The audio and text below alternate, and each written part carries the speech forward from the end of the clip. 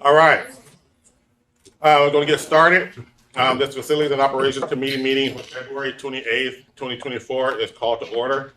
All items being considered this evening are posted on the PPS website under the Board and Meetings tabs. This meeting is being streamed live and can be found on PPS YouTube page for viewing for I think the next 2 weeks. All right, so we have a packed schedule agenda tonight, so we're going to try to make sure we're out of here by 8 o'clock. As Benson Girls is playing, and they start at 6:30, and I would love to go see them, at least a little bit of them. I don't know if Grant got anyone playing tonight. Well, have nobody playing? Yeah. Basketball? No, Okay. All right. So we're trying to get everybody out so they can go see and root for their team. Today we're going to actually go in reverse order. So we're going to start Grant first. I did get the email, so I hear you. Whoever did the email. We're going to go start with Grant first. Once we talk about Grant, we'll do public comments, since I think that's all the public comments tonight is for Grant. And then we'll move on from there. All right. Mr. John, you want to? Yeah, let's kick it off. So we're going to start with the Grant Bowl Lights topic. And I'm just going to turn over to our Senior Director of OSM, Rita Crestwell. She's going to talk through what we've learned researching that. Okay. Thank you, Dan. So we did some relatively basic cost research on estimates. You know, we're done back when we did the master plan 4 years ago. It takes a certain amount of time to go and do a detailed estimate, so we tried to utilize the information that we had, which means that there's a little bit of, squish to the numbers, I guess, technical term. Gotcha. We looked at both an option to do lights only and an option to do the remainder of the master plan. And when I say the remainder of the master plan, that is because we're already doing the project to replace the turf field and the track. So those were part of the original master plan. This would be everything else that was in there. One of the things that we discovered when we did the research on doing the lighting is that because the lighting is conditional use permit requirements, we would have to address what's called non-conforming upgrades. Non-conforming upgrades, in this particular case, the biggest type of those that we're dealing with are actually accessibility upgrades to the site. So the pathways and the access to the bowl have to be accessible. They have to meet ADA requirements. That is considered a non-conforming upgrade when they don't actually conform to that. And what that told us is that we would have to go and regrade and repave all the paths. In addition, because of our agreement with Parks, our recently negotiated agreement with Parks over Grant Bowl, we would have to disconnect any utilities that are currently owned and run by Parks and run our own utilities out to the bowl at the same time, so protecting things like sprinklers or anything that's used to address the site where we're already doing work. So all that to say, the number for the lights is more than just lights. So don't be surprised when I tell you it's roughly $2.5 million. That's a lot larger than any of us would want.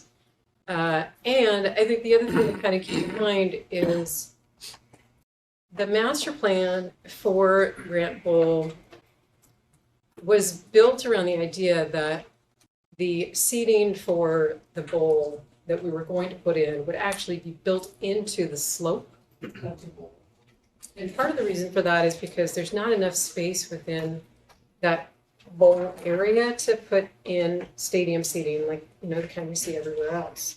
So when they did the master plan, they used the slope to their advantage to put in low seating. It not only helped us address some of those issues with accessibility and space for seating, but it also created much lower seating that allowed people to still really feel the open space of the bowl. It's a very park-like setting. That ability to really see across is, It's what exists now, it's what people like. So that was part of the master plan. If we go and do all of the regrading, including all of those paths around, we're missing an opportunity to do the seeding at the same time, because if we come back to do seeding, we're gonna have to basically tear out a whole bunch of that in order to put the seeding in. So we'd be doing it twice. So we did also look at the option to do the entire master plan, because if we're going to do the seating, we also have to do restrooms. That's a code requirement. If we're going to have that many people able to sit at events, that means we're increasing our capacity for events. We probably want to go ahead and do the fencing that allows us to control people movement. And just to be clear, the fencing was not fencing it off. It was fencing with open areas that could then be managed by staff, by personnel during events. But during the rest of the time, those areas would be open. So just make that clear, because I know that's a hot topic. So we looked at the cost to do the entire master plan. It does actually make sense to do all those things together for those reasons. That's roughly 10 million. It's roughly what? 10 million. Okay. And again, we would want to go and do some really, more substantial cost estimating if this is something that's going to move forward, but this gets us in the ballpark to talk about it. So if the lights and the associated improvements is 2.5, and you're saying the whole thing is 10, is the seating is 7.5? It's the seating, it's the restrooms, it's the concession stand, because again, now you're bringing in a lot more folks. It's the fencing that goes around it. So it's really all of those things that kind of go along with it. I just back up to ask about the utilities. So there's already electricity running out there, but because it's the parks, It depends. Not everything is parks. There are some utilities running from us and some utilities running from them. But when we're talking about the site, for example, if there's any kind of irrigation on the site outside of the bowl, that is parks. So we would have to run our own irrigation. and we'd have to do, so assuming that we have electricity out there that we could use, all the other utilities are because of the ADA? If we, Because anytime you turn any, and you. if we are commercial use- regrading, we are going to be addressing utilities that are below ground. Because we have to, like, we don't want to try to work around something that we don't necessarily know how far below ground it is. In most cases, we're gonna touch it. All right, any other questions? If I don't hear no other questions, I think we should go to public comments. Actually, Carrie, can I ask one Uh-huh. question?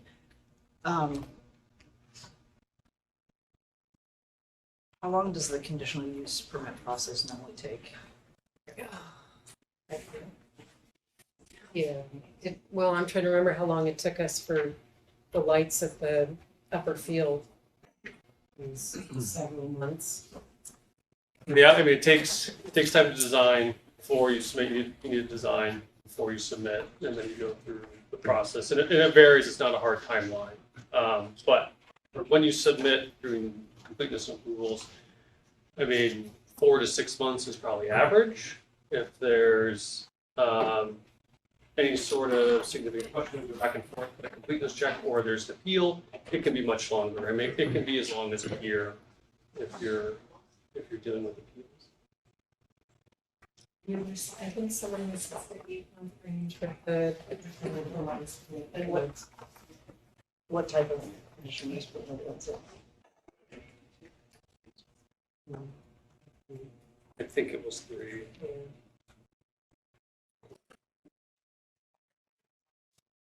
Any other questions, thoughts? I guess, just to be clear, so you're recommending to do it all at once, not to do it piecemeal?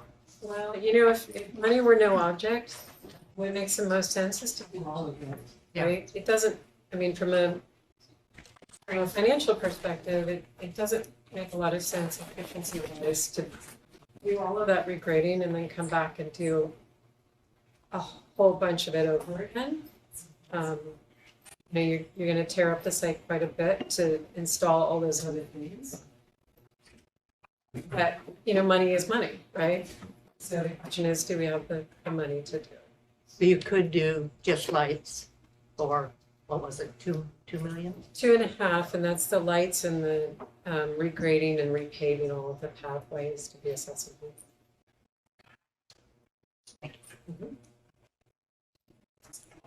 Questions, comments, thoughts? All right, let's go ahead and go to public comments. Can you hear? You can sit next to Andrew. Oh, I can stay here. Okay. You can stay there if you want. Okay. Nobody wants to. I'll go. I guess you didn't want to sit I down. was like, okay, thank you. I guess I just would first, my name is Kim McGarrett. Most of you have seen it before. I'm the parent of a Grant senior and a founding member of the Grant Bowl Community Coalition. I want to recognize that we have a room full of Grant athletes and Grant parents here tonight.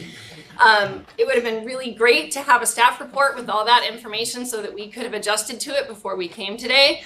I guess what I'll say before I get to my prepared comments, just in response to the staff, is the city and parks were once we got them where we needed to be, very supportive of the Grant Bowl, of the Grant mission. So I question whether there is any way we can get a variance from all these requirements from the city, if that's been explored at all, so that we can just get lights. So I would ask staff to look into that. I guess I'll just move to my prepared comments because I know that we don't have very much time. I'm asking this committee, we understand there's a resolution for the committee today for the Roosevelt grandstands and the McDaniel barn. We are asking the committee to add the Grant lights to that resolution. Grant has been denied equitable athletic facilities for decades. For years, PPS was able to point the finger at parks as to why we couldn't get lights and why we couldn't get stands. And in large part because of this community and the organization and engagement of the Grant community, PPS now has unfettered ability to literally level the playing field for our Grant athletes. Grant is the only school in the PIL that can't have night home games, whose varsity teams must travel to other facilities to play a majority of their games because of the lack of lights. Grant athletes have experienced this inequity for decades, and now is the time for it to end. Not in the next bond, not 2 years from now. Now, we cannot deny our students yet another season of equitable facilities. I've repeated this, and I'm going to say it again. Grant student athletes missed 1,000 hours of instructional time to play their home games just this fall. These lacrosse players are going to miss even more this season. There is nothing in front of this committee, really ever, that impacts instructional hours the way that this issue does for Grant athletes. You can put Grant athletes back in the classroom by putting lights on our field. So I would ask that you just continue to direct staff to do whatever it takes to get lights for fall of 2024. Thank you. Brayden Baker.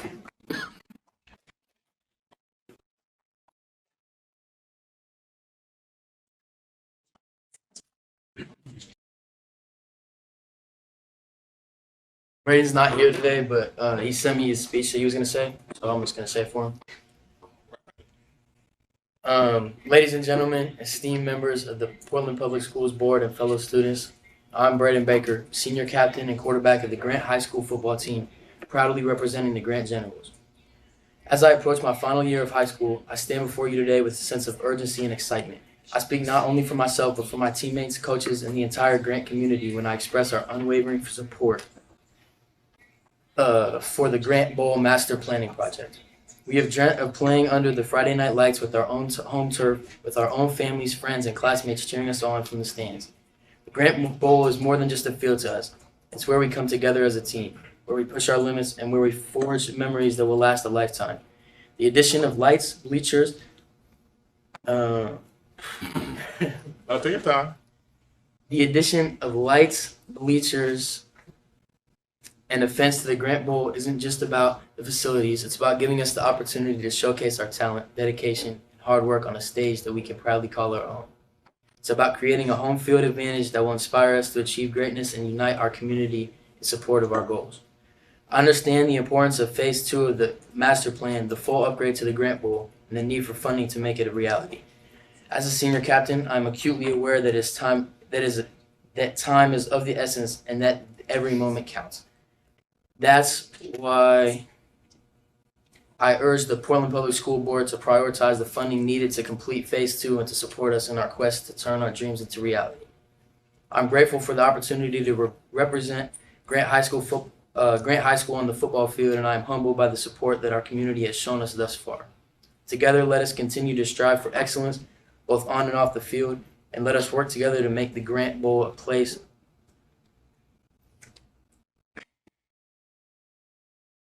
where champions are made and memories are cherished for generations to come. Thank you for your time and consideration.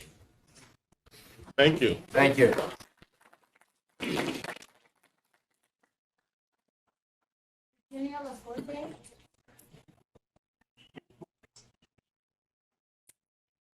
Hi. All right. Hi, everyone. Sorry, a little frazzled trying to get through parking outside. Need a moment. All right. So, Grant High School does not have lights. This is not normal. Cleveland, Roosevelt, and Marshall all had lights installed in 2004. Jefferson, Lincoln, and McDaniel all had existing lights replaced in 1963 from storm damage. McDaniel had lights prior to 1962. Lincoln had lights by 1952. Buckman has had lights since 1946, and Jefferson was the first school to get lights in 1946, 75 years ago, over 75 years ago. It's 2024, and Grant High School, the largest PPS high school, one that will see no enrollment drop next year, does not have field lights. This is a picture, I'll pass this around, from Grant Magazine from 2013, next to a picture from 1927. They look almost identical. This photo is from Grant Magazine, our student magazine. It's from 2013, it's 2013 issue. Our student writes, at Grant, remember this is 2013, at Grant, there are no bleachers. There is no fencing, there's no main gate. Games for any sport have to be played at 4 p.m. Why? Because there are no lights. Grant is the only high school in Portland that doesn't have a lighted field, and the school's team will have to continue to use Lincoln. That's correct. For years, Grant had to use Lincoln's field as our home field. The Grant Bowl Community Coalition sent out a one-question survey around 8 p.m. last night. We had over 500 responses by 1 p.m. today. 100% support lights. Our favorite comment is from the land use chair of the Grant Park Neighborhood Association, speaking on behalf of herself. She writes, in our outreach on the Grant Bowl over the last 6 months, I have spoken to many neighbors and community members about lighting on the Grant Bowl, and the response has been overwhelmingly positive. Our community is united in wanting to see Grant athletics able to play games and conduct evening practices at the bowl and to minimize lost instructional time for students who have already given up far too much. The Grant Bowl Community Coalition advocated relentlessly to turn over control of the bowl to PPS. Now that you have it, you have an obligation not only to students, but to our Northeast Portland community. We're united, we're engaged, I'm almost done, and we're here to ask that you move forward with the estimate for Grant's field lights and any ADA requirements, which should allow you to tap existing 2017 bond funds. The conditional use review process needs to be initiated right away to have any chance of having lights installed by fall. Everything that makes sense is something the city wouldn't do for us, and PPS really needs to help fix this now. This is truly urgent. Right, thank you. Thank you.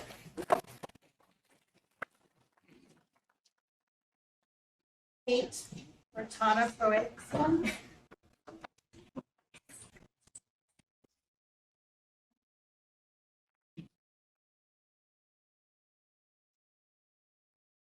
State your name and just let it go. Okay. My name is Kate Rhonda Brooks, and I'm on the varsity women's soccer and lacrosse teams at Grant High School. Grant is the only high school in the Portland metro area without lights on their field. This has had a major impact on student athletes and the culture and community within our school. The women's lacrosse team has never been able to practice at our high school and is forced out to Delta Park every day for practice. This is because track and field, baseball, and softball are given priority over us. They each take about 1.5 to 2 hours after school each day. By this time, the sun has gone down, and because there are no lights, people are no longer able to use this space. So lacrosse is forced to spend thousands of dollars each season just so that we can get a space to practice. We're the only high school sports team in the state that has to spend additional money just to be able to practice. Meanwhile, the boys lacrosse team gets to practice at the Marshall campus for free.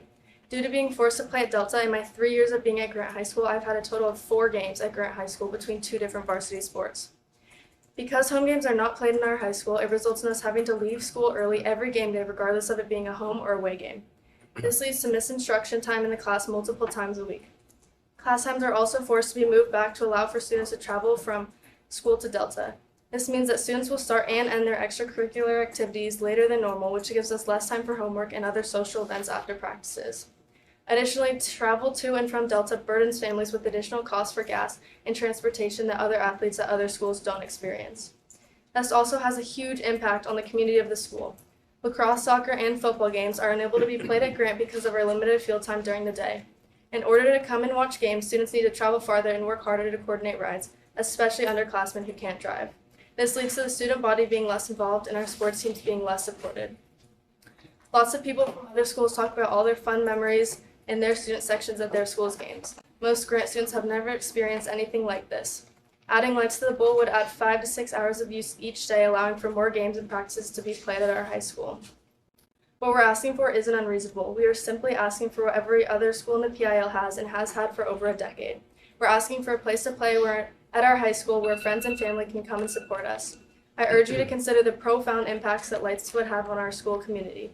The issue is not just about illuminating a playing field, but illuminating opportunities, enhancing academic and athletic experiences, and allowing for a stronger sense of community within our school. Thank you.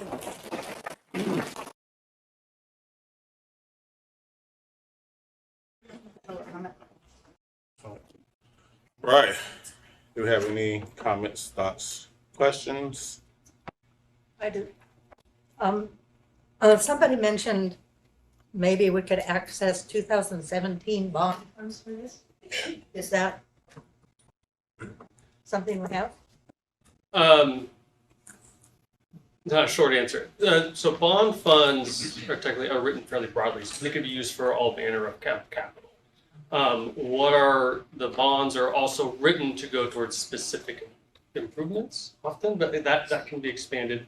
And when that is expanded beyond what's pretty clear in the language and what is allowed by legally is allowed, we would go to the board for that direction. That said, capital funds, even remaining funds, are limited, and districts needs are broad, so it's really a question of prioritization. Question, what, they should ask for variance for the other upgrades, from the city, since we're just in negotiations with them. Is that planning department, or maybe Andrew, you know this, I don't work there anymore. I know. I'm assuming you weren't like a backup, and you didn't just pull the plug on all that information.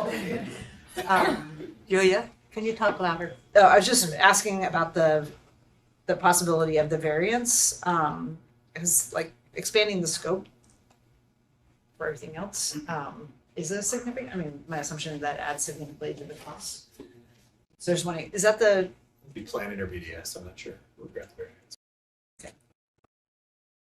I mean, I think it's worth asking. So I just have a couple of questions. So what I'm hearing you guys say is if a couple of questions. Say for instance, we say, you know what, we want to move this to the board to add the lights. How long would it take to get those? Would those be in place by the fall of this year? Process-wise, let's take them steps. We can help out. First, we need to go and procure a design team to do the design. Then the design would have to be progressed far enough to submit for land use. Then we have to go through the land use process, of which some of that is within our span of control, some of it is not within our span of control, that timeline. Then we would have to permit, and then we would have to procure a contractor and complete the work. So the likelihood of that all being completed, and there might be some opportunities to ask for some variances or look for opportunities to expedite that process. I'd say having that all completed for fall is risky, unlikely.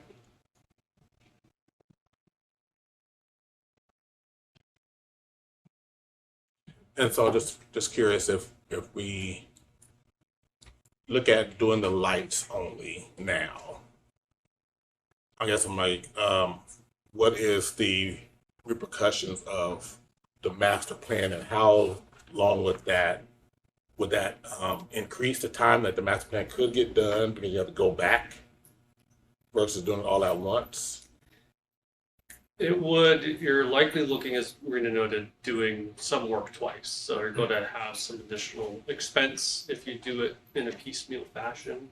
That said, there's nothing specifically that would delay doing that that additional phase of the additional work, other than making funding available.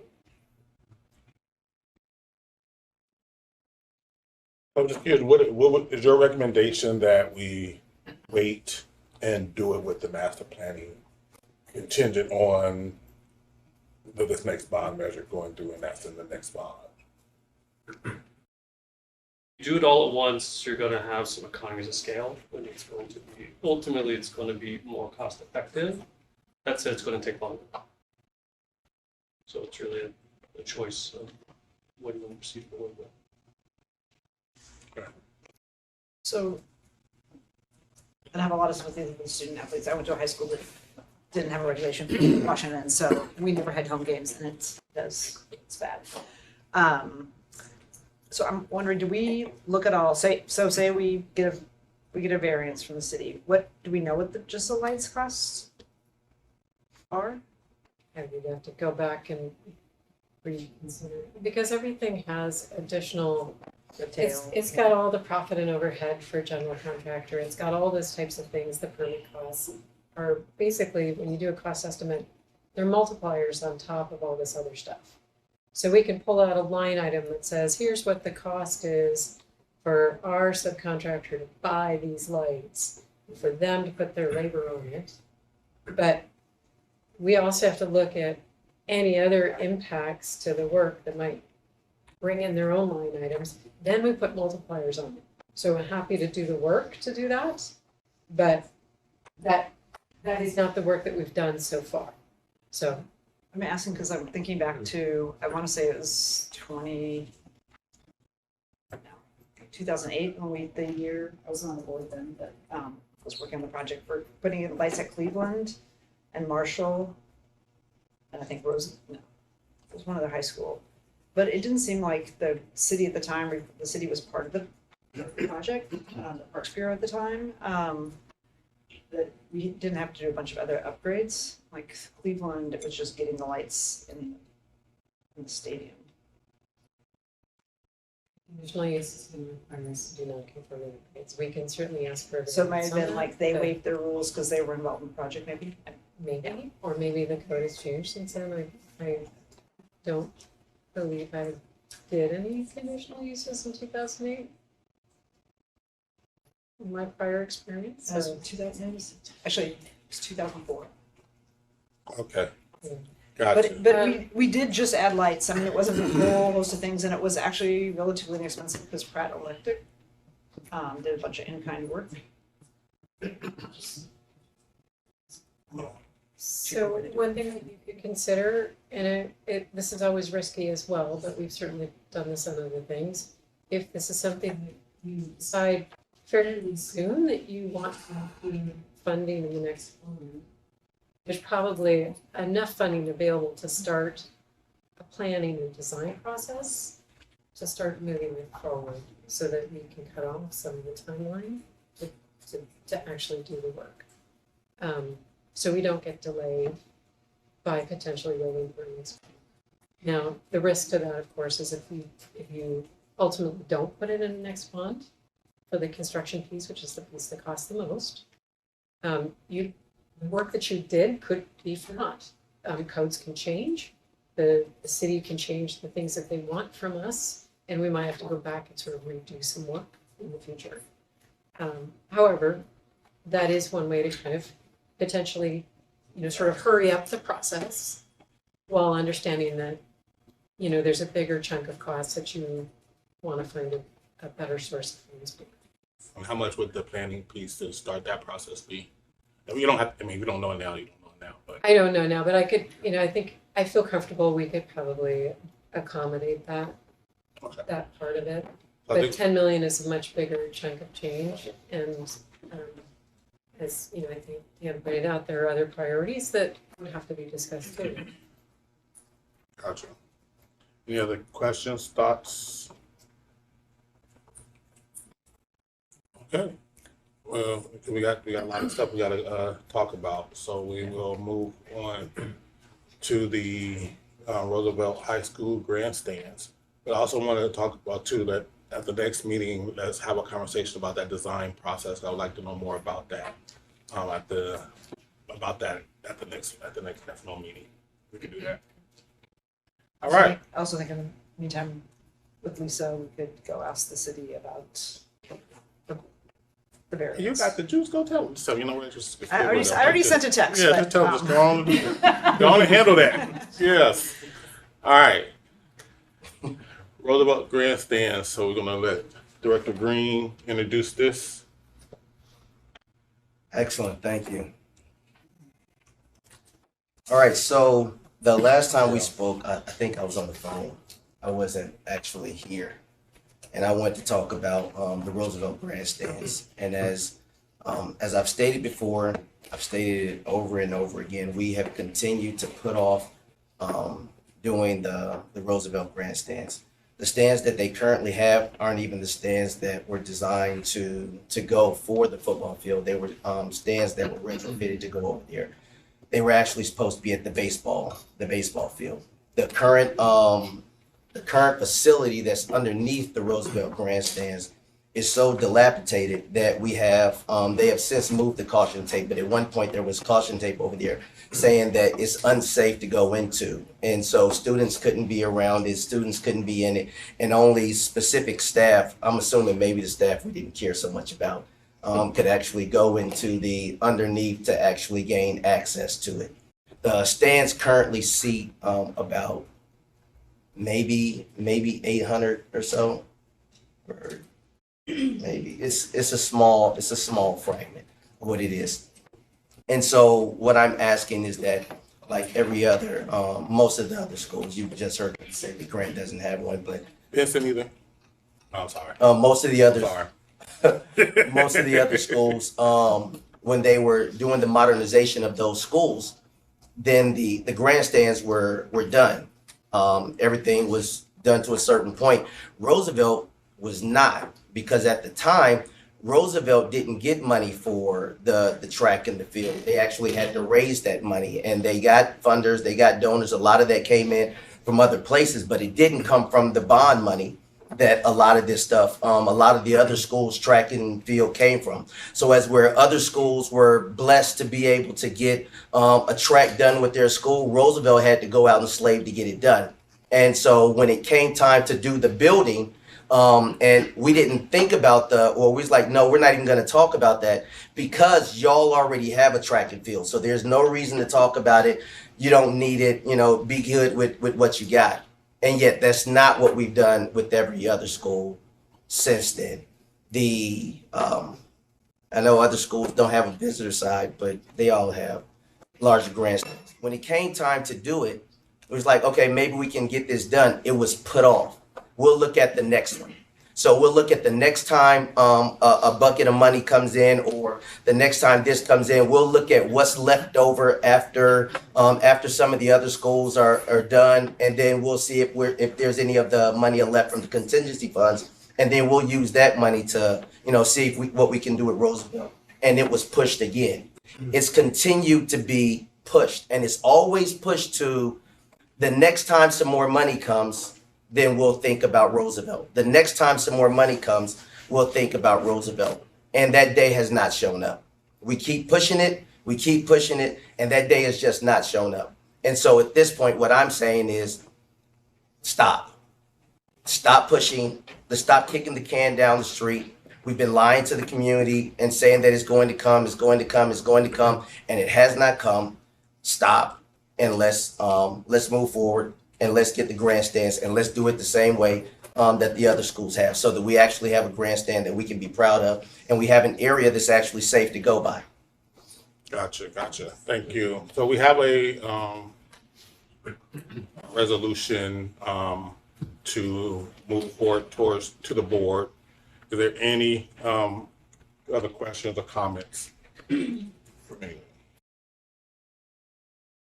Just as a point of order, the committee is voting on the resolution, Correct. not committee members. So that's you and Patty Addy, is that right? Me, Herman, Eddie, and Julia. Oh, I'm sorry. I got that. It's okay. Yeah. It's okay.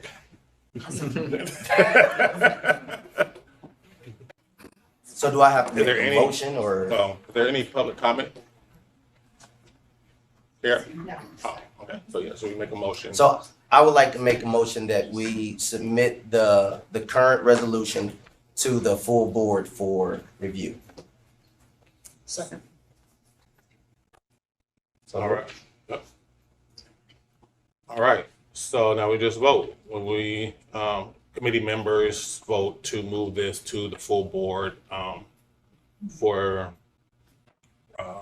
their consideration. All in favor, say aye. Aye. All opposed? None. Resolution passes 4-0 to move to the full board for consideration. All right. Next. Fingers. No worries. That's why I should have brought my stuff. All right. So next we're going to go to the Ida B. Wells High School updates. I'll turn that over to you. All right. And I'm going to turn it over again to Marina.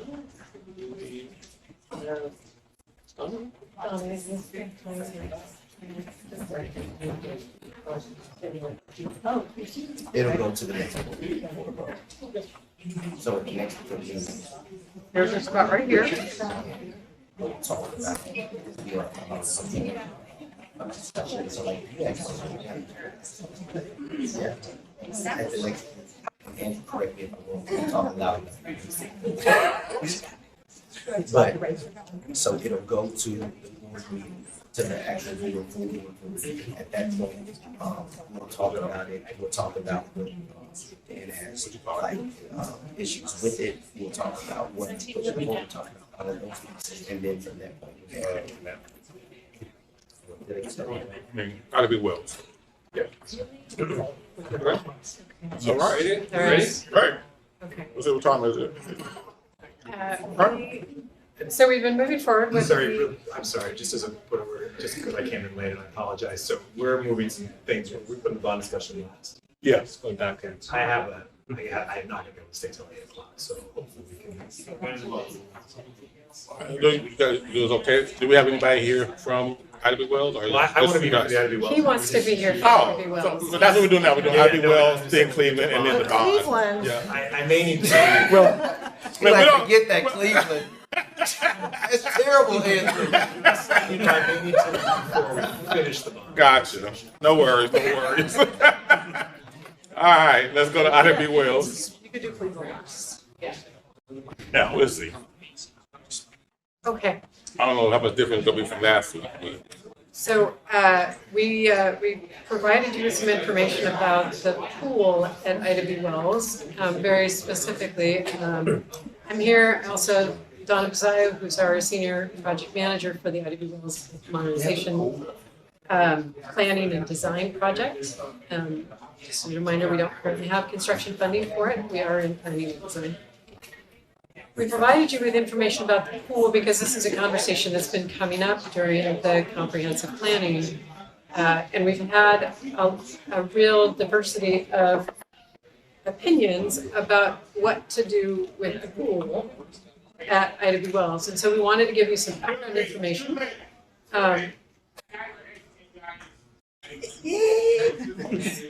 About our ownership status with the pool and how that works. We also wanted to talk about what some of the options might be for dealing with it as we move forward with the planning, the comprehensive plan for Ida B. Wells modernization.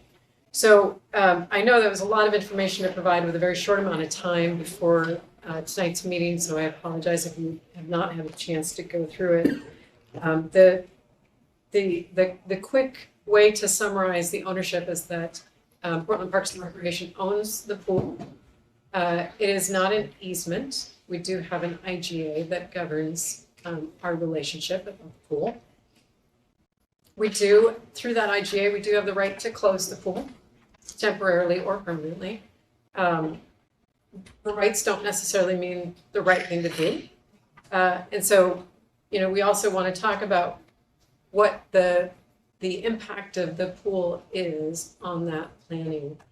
Currently, the pool is an outdoor pool. It is heated and used only during the summertime in the summer months. It is operated fully by Portland Parks and Recreation. They pay all the costs of the maintenance of it and the operations of it. They receive all the revenues during the times that they are open. Our students and our school do not have access to the pool during the rest of the year.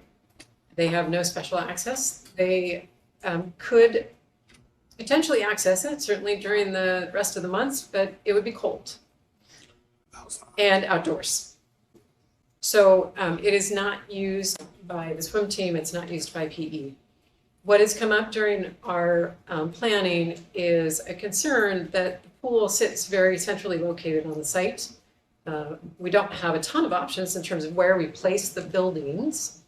And in most of our schemes that we've looked at, the pool is going to be a prominent piece of the campus. And it's been noted, we have a prominent piece of our campus that our students cannot use. So this is a concern. The swim team currently goes to Dishman. I understand that they have 60 athletes on the swim team, and they are not able to do full practices for all athletes because they're only able to use 4 lanes at a time at Dishman, which means they can't get through every athlete doing a full practice. All meets are at Dishman. They've expressed a lot of interest in being able to use the pool for the swim team. The school is interested in using it for PE. That comes with some complications. So we looked at options for what we might be able to do with the pool. And I've shared some of those with you and the information, but we're going to start with the basics. We could leave it where it is and do nothing. Okay, so it was an option. I'm not saying it's the best option, but it is an option. We could look at trying to heat it year round. Not enclosed, but heated. That would likely require that we upgrade the heaters. They don't appear to be of capacity to heat in a year-round cold, what we would need from that. And there's a cost to it that's pretty substantial because it is not an enclosed pool. There is heat loss. We believe it's somewhere in the $20,000 to $30,000 a month, based on numbers we've heard from other pool owners. It's certainly something we'd have to look into, and it might take us a little bit of time to kind of come up with a number on that. We could look at trying to enclose it. And when I say enclosure, I don't mean like a giant building. I mean a fairly basic enclosure, and we're talking the lap pool only to try to minimize the cost and really look at focusing on use by students. So the kiddie pool probably doesn't need to be enclosed. The lazy river probably doesn't need to be enclosed for student use. That It has a lazy river too? You should go out there, Gary. Man. It's a great place in the summer. Yeah, in the summer, right. Yeah. The rest of the time, it's It's not heated, right? I did not know they had that. Okay, I'm sorry. we believe that adds roughly $10 to $12 million to the cost of the modernization to add an enclosure to the pool, leaving it in its existing location. That does come with an ongoing operations and maintenance costs that we do not want to forget about as well, right? So go back to we have to heat it then year round. We still have to heat it even if it's in an enclosure. We have to run a mechanical system in that enclosure. There's a lot of humidity from pools. So we would then have to pay for those costs, but the other part of it is just the operations and maintenance of it in general. Right now, we don't have lifeguards. We don't have pool operators. Those are things that we'd have to figure out. There's a cost for staffing. So we want to be really, sort of transparent about what that means down the road to general fund budgets. Sorry, that would be option C. That's option C. I have a question. So even if it's enclosed, it wouldn't be available for meets because there's no place for people to sit and watch, right? That's a really good question. Donna, when we looked at enclosure, was there enough space to? I'm not Proceeding? sure if there's requirements for that, and we didn't price anything about seating, it was just so that they could swim. Just to enclose. Right. So their We meets could would certainly probably look have to at be that. somewhere else, anyway. I mean, I think you could assume that if we wanted to do that, we would add cost. Right? So we're talking 10 to 12, we're gonna add some more on for seating, bigger enclosure. Yeah, it might increase the cost a little bit. I know with basketball in the auxiliary gym, you have to have seating for at least 100 people in order for it to be a legal game. So if you can't seat 100 people in the aux gym, then I don't care how beautiful your space is, it's not a legal game. It's certainly something we'd have to look into. And so, Yeah. Yeah, I don't think swimming is that big. I don't know. Marshall, do you know? If there's a requirement to have seating for swimming, I don't Yes. think there's a requirement. However, our swim meets probably a discipline average 200 to 300 people because parents come and it's never one team versus another team. There's usually 3 or 4 teams competing at the same time. So like Lincoln has 100, almost 100 kids. Wells has actually a little bit more than 70. Grant has over 70. So if you get 2 or 3 of those and their parents come, you got to at least have a couple hundred seats to really have it, if you're trying to have seats. Right.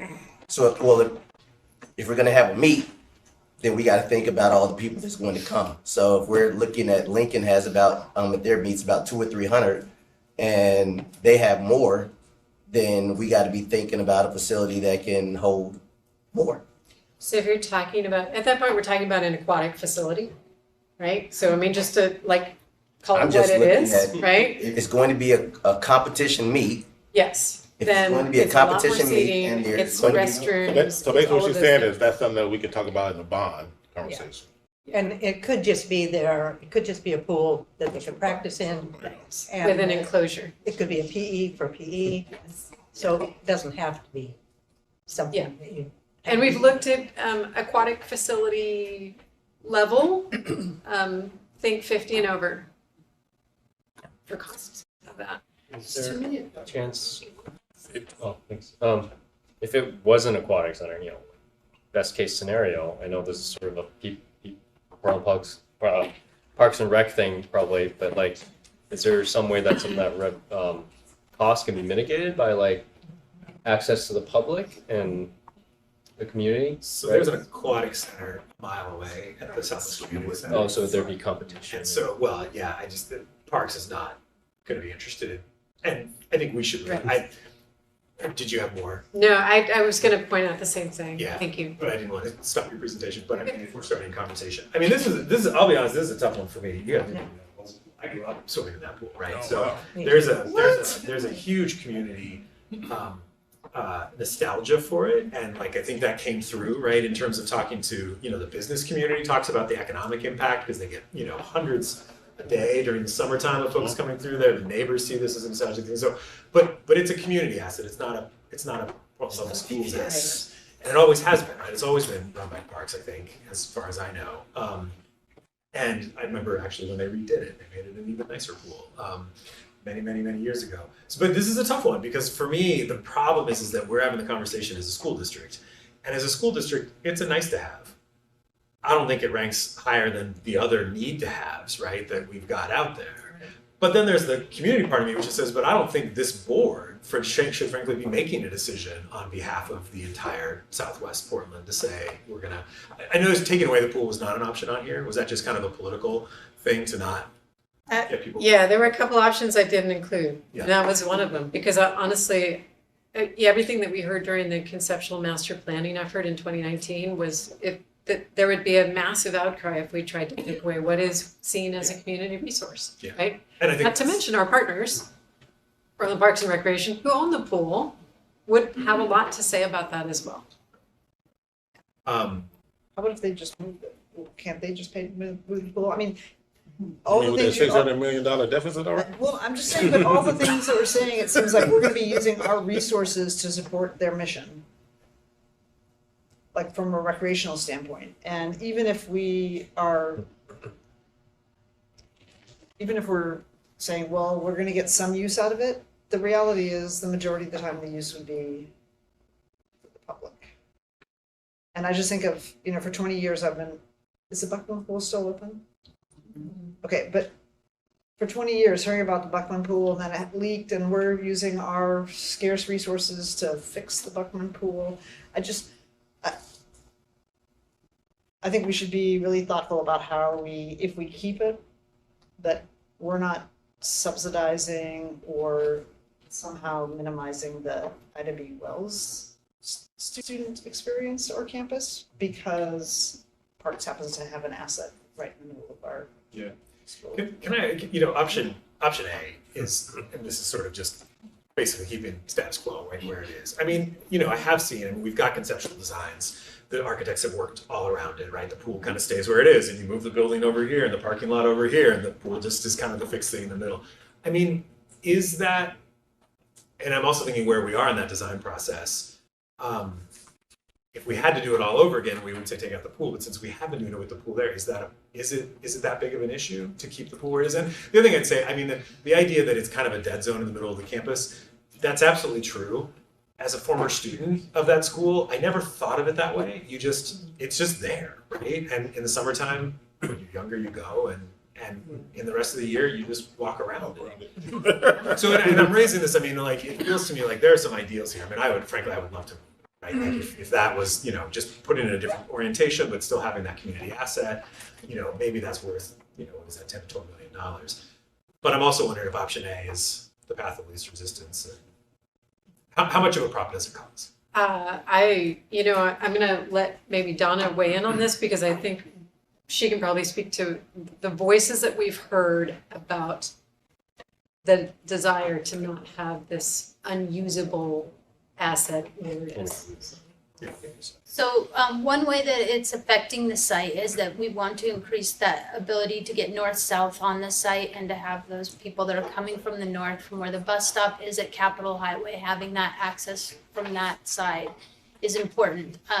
Same conversations have come up, as you know, with the track and field on the north end.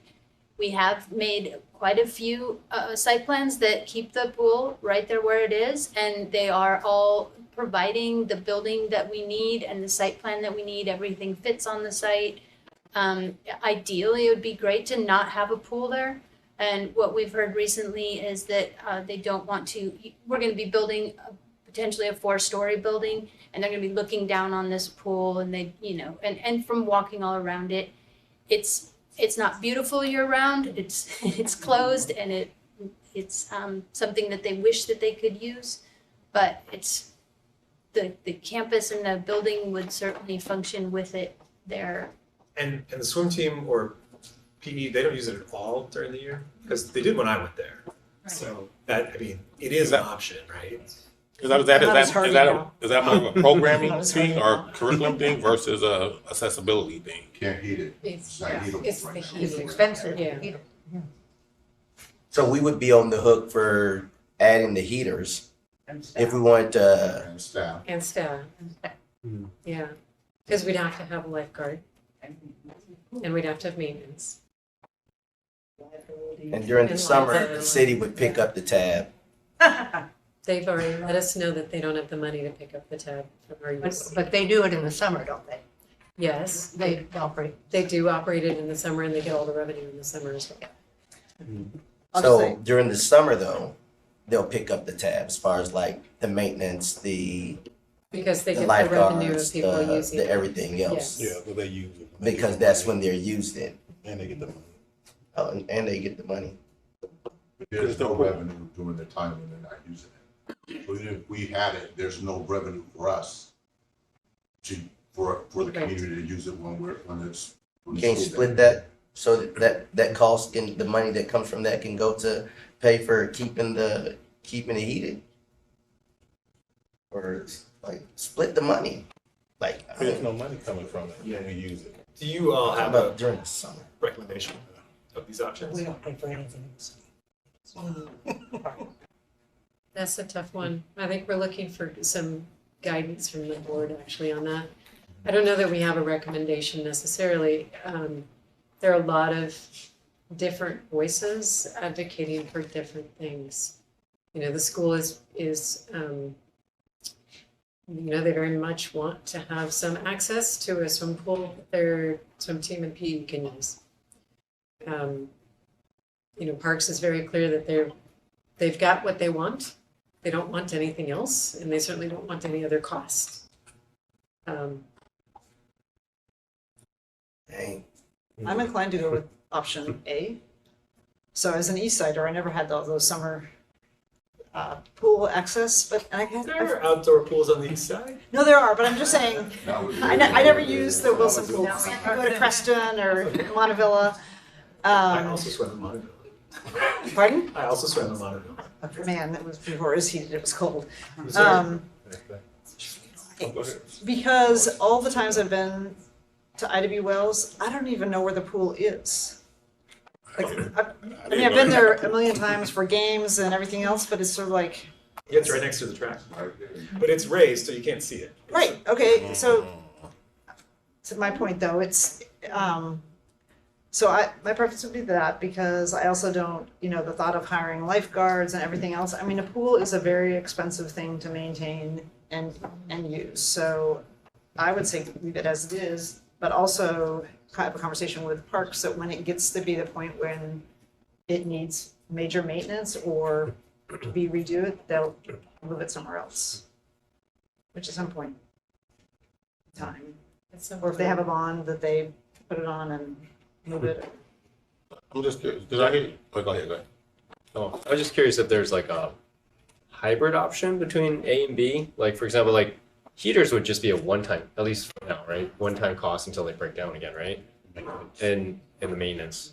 But like I'm curious if like, because swimming's a winter sport, could we maybe just heat it just in the winter so our students can use it, can open to the access, collect some fees for community usage to kind of cover the cost, and then have it closed fall and spring, and then I think let Parks and Rec. Option B just is heaters, right? Yeah, it basically is just heating it during the off season. I mean, that's what our students are asking for. But that does have an ongoing operations and maintenance issue, Right. right? And I don't want to lose sight of that because it's easy enough to say, here's our one-time bond cost to do this work, and maybe it doesn't seem so big in the context of the bond as a whole. But the maintenance cost, the operations cost is huge in the context of our general fund. Do you know how much the maintenance cost is? No, that was one of the things we'd hoped we could track down a little more information, but it would take us a little time. That's why I said we do think that the electricity just the utility cost of it, we're probably looking at $20,000 to $30,000 a month. A month? A month. It's totally counter to our Yeah. plan work. For what it's worth. I mean, if it's an outdoor pool, it's maintained, it's Right. fairly.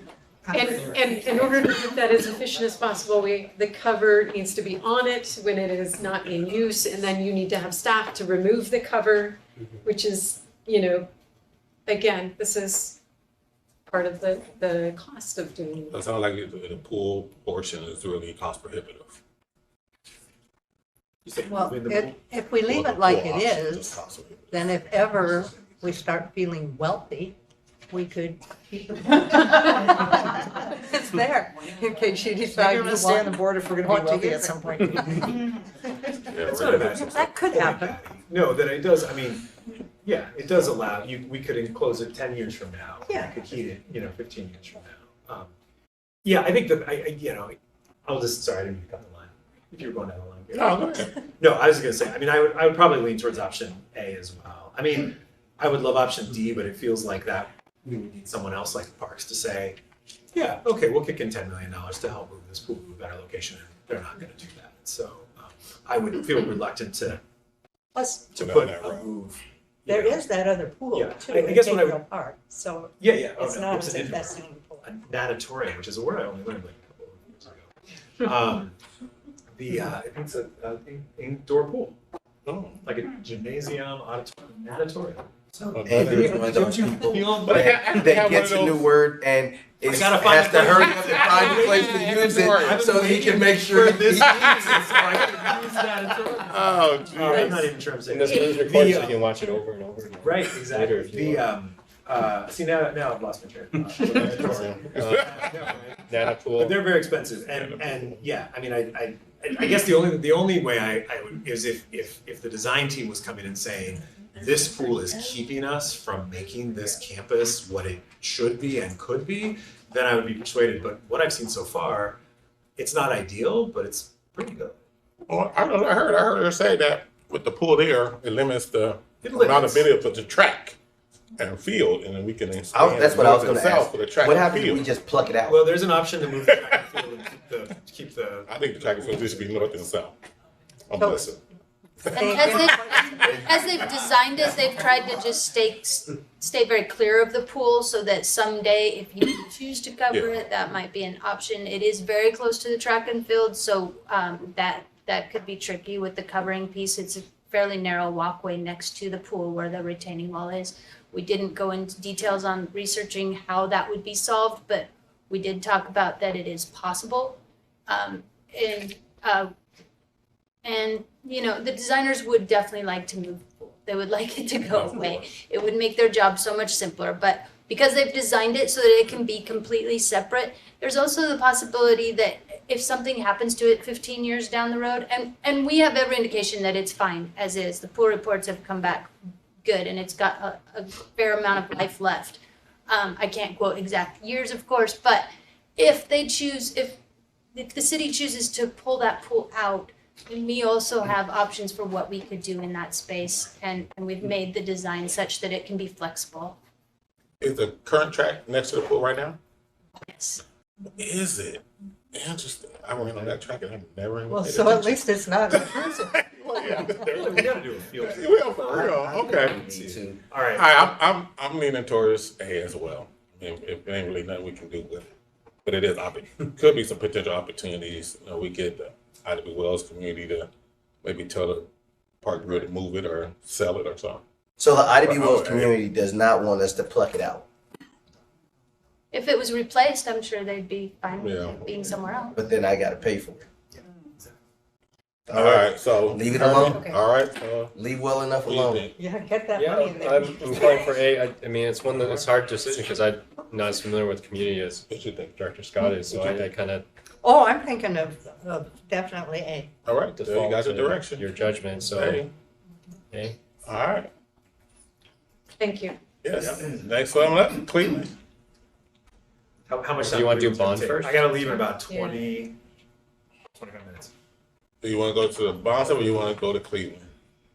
It's up to you, because you don't want to leave. Well, I want to be here for as much of the bond conversation as I can, but I care about Cleveland too. Well, so what would you like to do? All right. He looked at the camera when he said that, y'all. He looked at the camera, but I care about Cleveland too. If you just want to be already got it.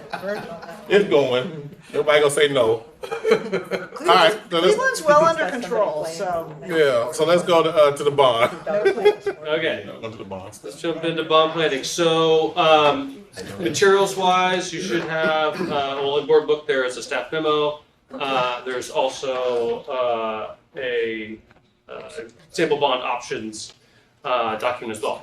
So we last met and had a discussion of bond on January 23rd, and noted in the memo is some of the some general, not absolute, but general takeaways for staff, and we've used those takeaways to generate the sample option in the memo.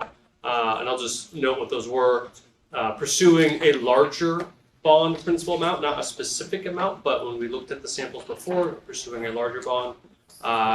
Continuing to prioritize high school modernization projects and other modernization projects, allocating significant funds to address existing facility conditions, proceeding with planned technology improvements, and also retaining the existing levy rate, at least for now. The sample option that is there, we went from 4 down to 1, so this is sort of the straw man, or we're hoping to just make shifts from this. Includes The modernization work, Jefferson, Cleveland, Wells, Tubman, and the K5 Learning Lab, a significant amount for maintenance, deferred maintenance and capital renewal to the tune of $400 million. The technology improvements took a little bit of a haircut, but most of them are in, and there's some further explanation in the memo of those.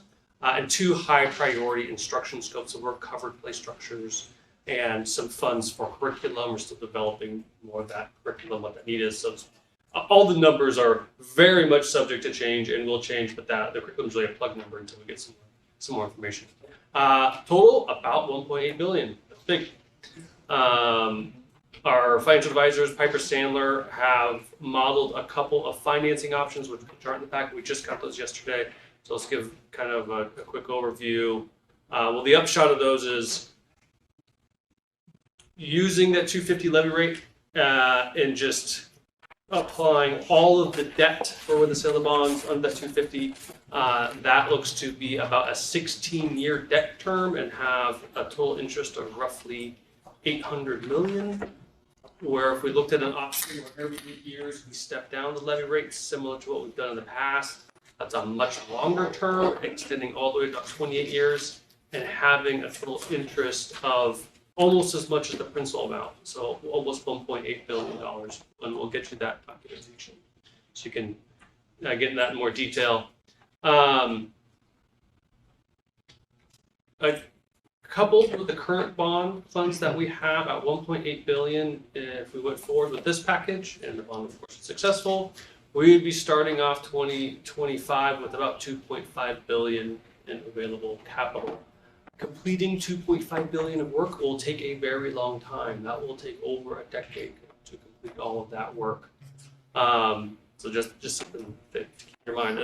We will have to carefully prioritize and sequence this work. We can't. It's not feasible to do it all at once. So goals for today, I want to just discuss the materials and answer any questions that you may have. And take feedback on the sample options, on the financing or financing questions that you may have, because we really want to move to the next phase, which is with the scope that we believe will be in the bond. We want to further define that scope and further define that cost estimates. We want to start completing detailed schedules for the work so you can see if this is 10, 12, maybe even 14 years, what that might look like and how we might prioritize that work. Again, we can't do it all at once. We want to proceed into our community engagement and getting feedback on the potential scopes of work with our community. And also we need to review our cost estimating with the Bond Accountability Committee. So we need a good sense of what that scope is so we can get more detailed and the Bond Accountability Committee can opine on that as well. So I'll stop there. I don't know, I'll look at my colleagues if there's anything else I missed we want to add. And then open it up to questions or comments. So I just have a question. So I'm looking at the cost range. This is on that second one. Mm-hmm. I see one side is 700 million, one side is 1 billion. Is there, can you help me understand what's the You look at this one here. Yeah. And you look at the top. So what that is, that 700 million is for the deferred maintenance backlog. And so we just showed a range. And so the 700 million is the estimate to move so the district's overall, when you look at all the buildings facility condition index, it's just it's an equation, but it puts the district categories as owners facilities. PPS's overall facility average is poor. And for us to move, we estimate to go from poor to fair, we would need to spend $700 million on just deferred maintenance over 10 years. But we're not doing that. That's not what's in the sample. So the step option is what we're looking to use. Okay, gotcha. Correct. Gotcha. And the memo speaks to that sample off the far right column. Okay, so I just have a Oh, couple. the far right count. The far right column. Okay, because the one you gave us last time made sense. I was having a hard time. I'm just curious. Something to make it. I'm just curious on why stuff like seismic, ADA, security, athletics, of course. Why is that stuff zeroed out? The sample option has that zeroed out. From the feedback was go for a larger bond. We assume there's a limit to the size of the bond. Some could argue otherwise. And so what we included were things that were the highest priority: the modernization work, technology work, deferred maintenance, capital renewal. in that just the, limited scope, if you will, plus some other things, gets to 1.8 billion. And that will take us many, many years just to do that. Oh, this is okay. So everybody knows where I'm at with athletic stuff. I think it would be absolutely unfair to our kids if we slight our athletics again. It just doesn't make sense that we don't have anything here for them. As far as our ADA stuff, do that put us out of compliance of what we're supposed to be doing? So I'm looking at a range of 57 to 138. Are we out of compliance in some of those things? And do we need money to bring those up to code? So for instance, what I just heard about Grant with the lights, we have to have ADA compliance stuff. Would that go in here? So we have an ADA transition plan. And so phase one is what's being completed with the 2020 bond, which is at all sites, first level accessibility, to be able to get in to the first floor and move around from the floor. And then there's some more details to that definition. Phases 2 and 3, going to look from memory here, is multi-level. So elevators, this starts to get very expensive. The ranges, I'd have to look back at the memo, but 57 to 138 million dollars was to get into phases 2 and 3, start putting elevators.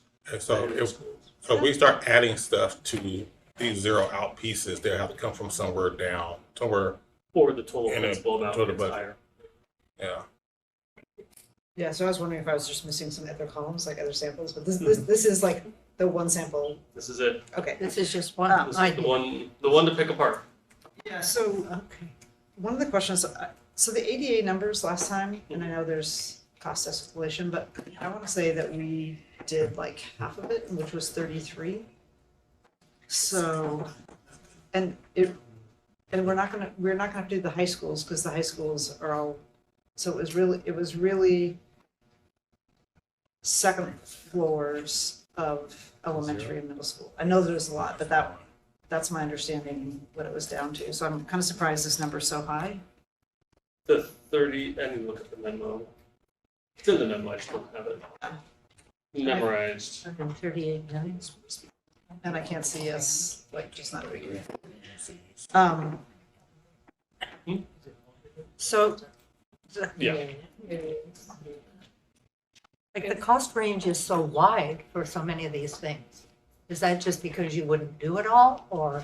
Correct. And so the memo, there we had memos from January, and then we went out to one from February, and it details all of those ranges and what those different scopes are.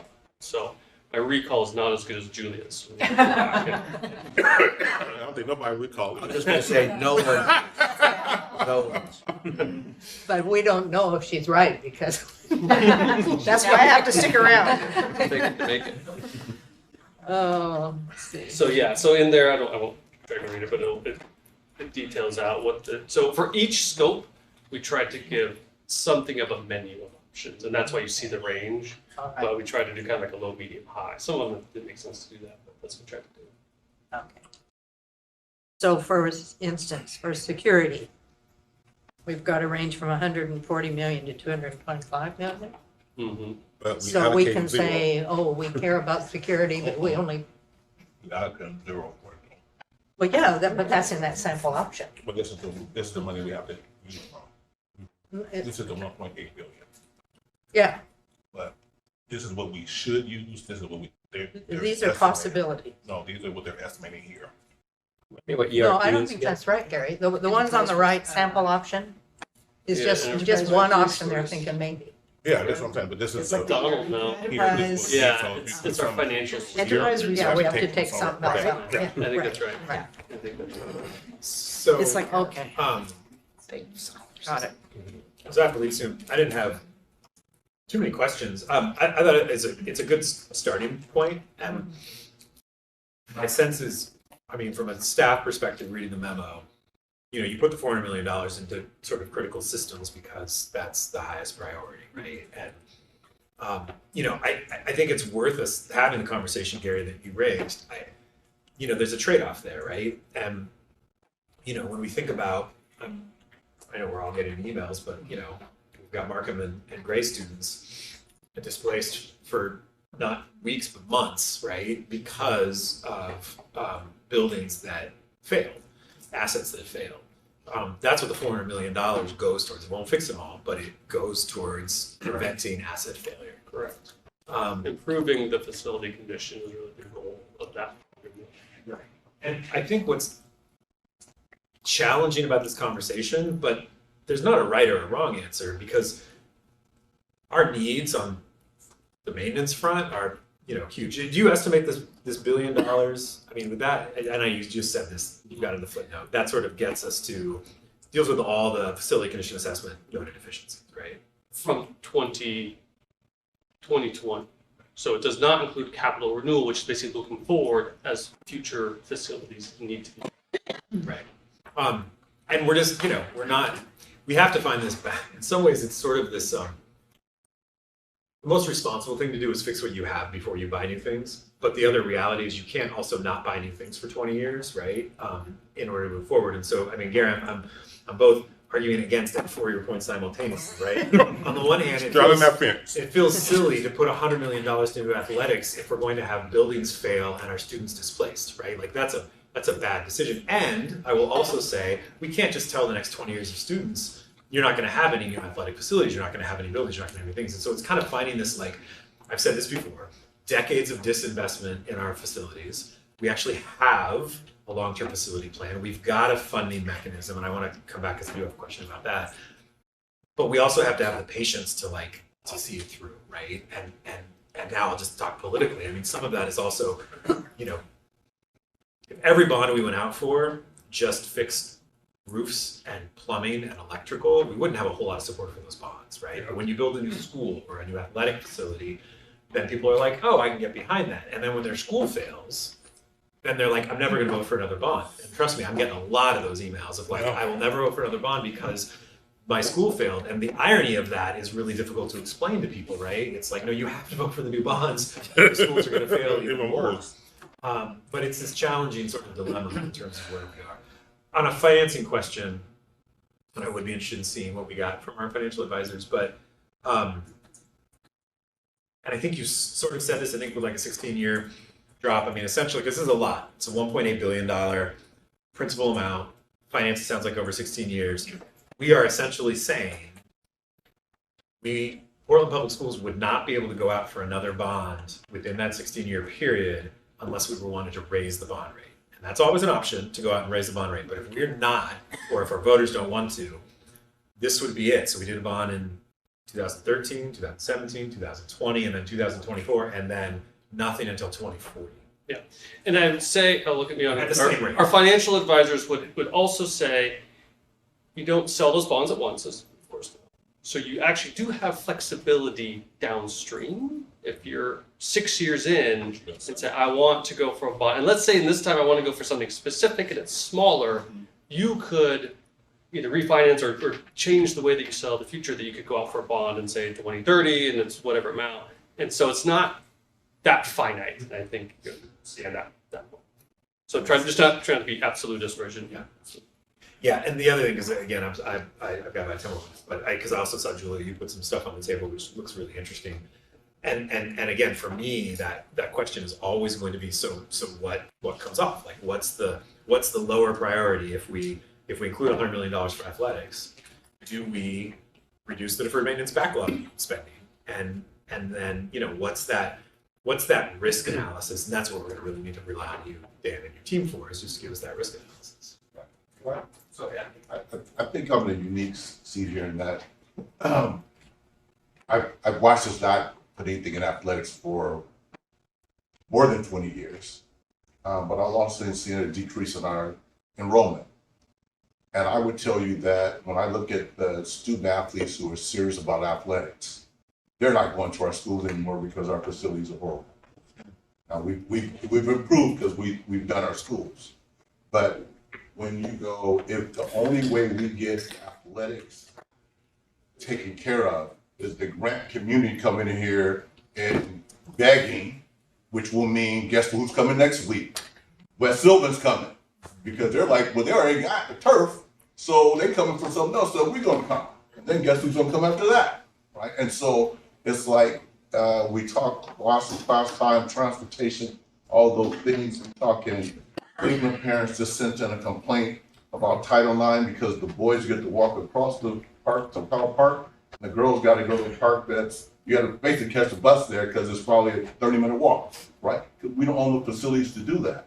But if we don't correct those things, softball's gonna go away at Cleveland, and then we're gonna have a Title IX issue because you have softball, you have baseball and no softball, right? And so I think it's important, again, I'm sitting here lobbying for athletics because I'm in that area, but I recognize the importance of athletics to our high schools.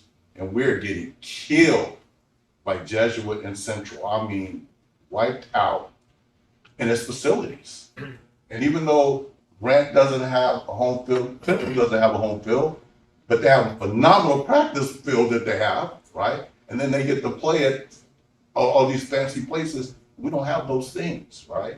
When I have Lincoln allegedly winning Hillsborough Stadium because they have nothing in their area to play baseball, right? And because they're doing it, we got to rent something comparable for the girls, right?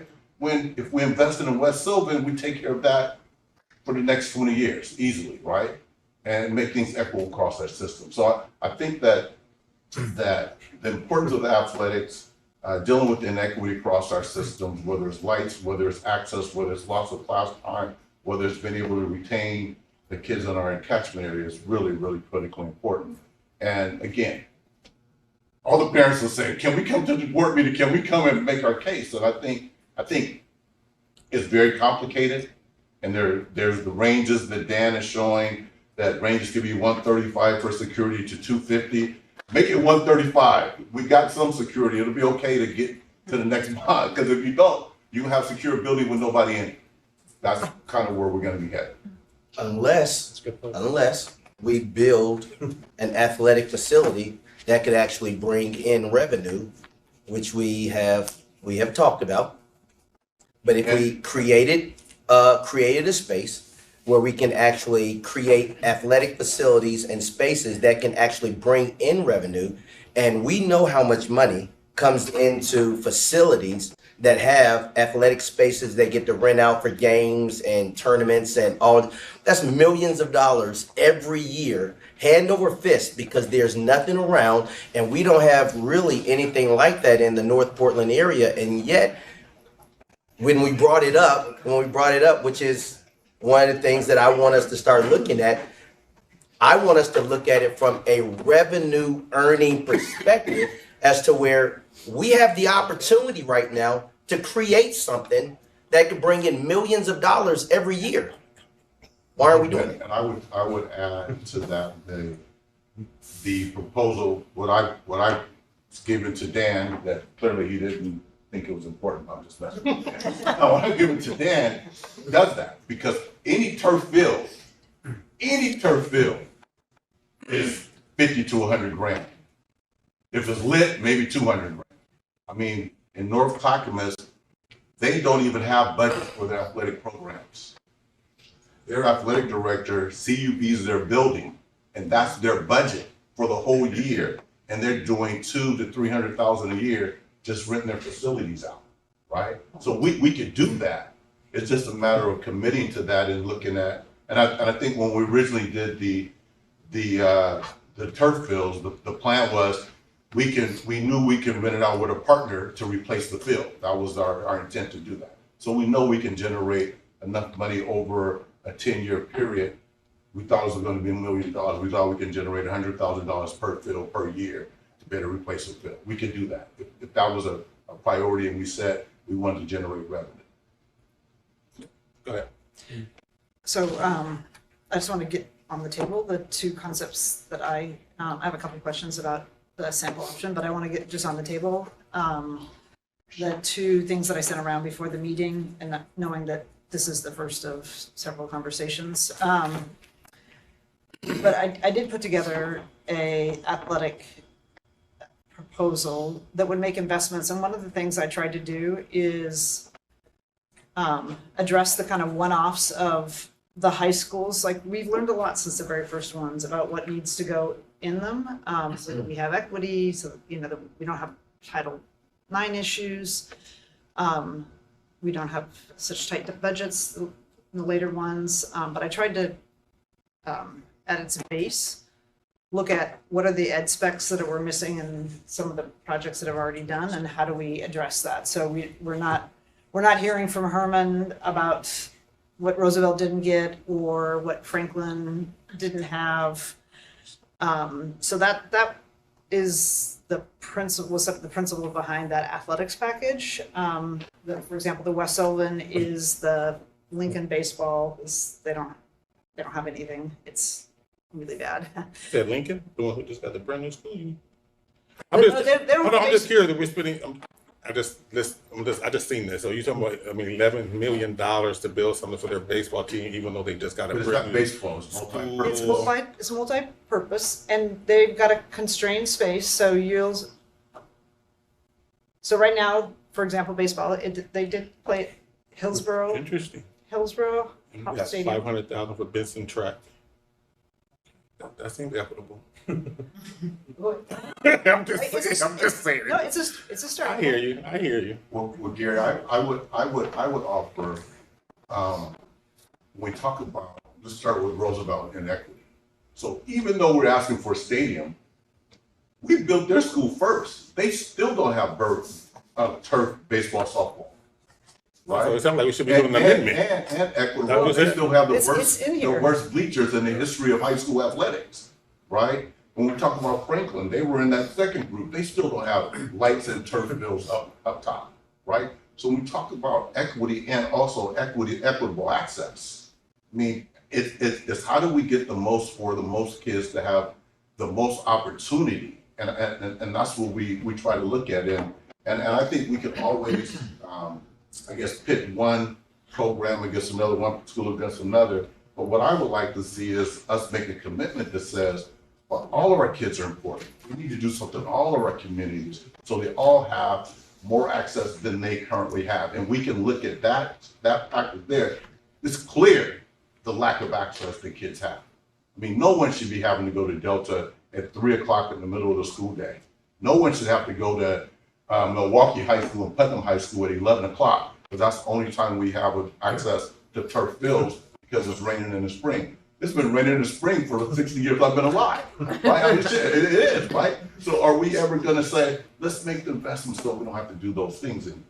And all of them important. I actually, when I was going through with Dan, I didn't even prioritize them because I couldn't say Roosevelt was more important than Benson or West Sylvan was more important or Franklin was more, because they're all important. And we have money in the first bond. I think it was 35 or 50 million, and it went from 680 million to 1.3, and we went from 35 to 0.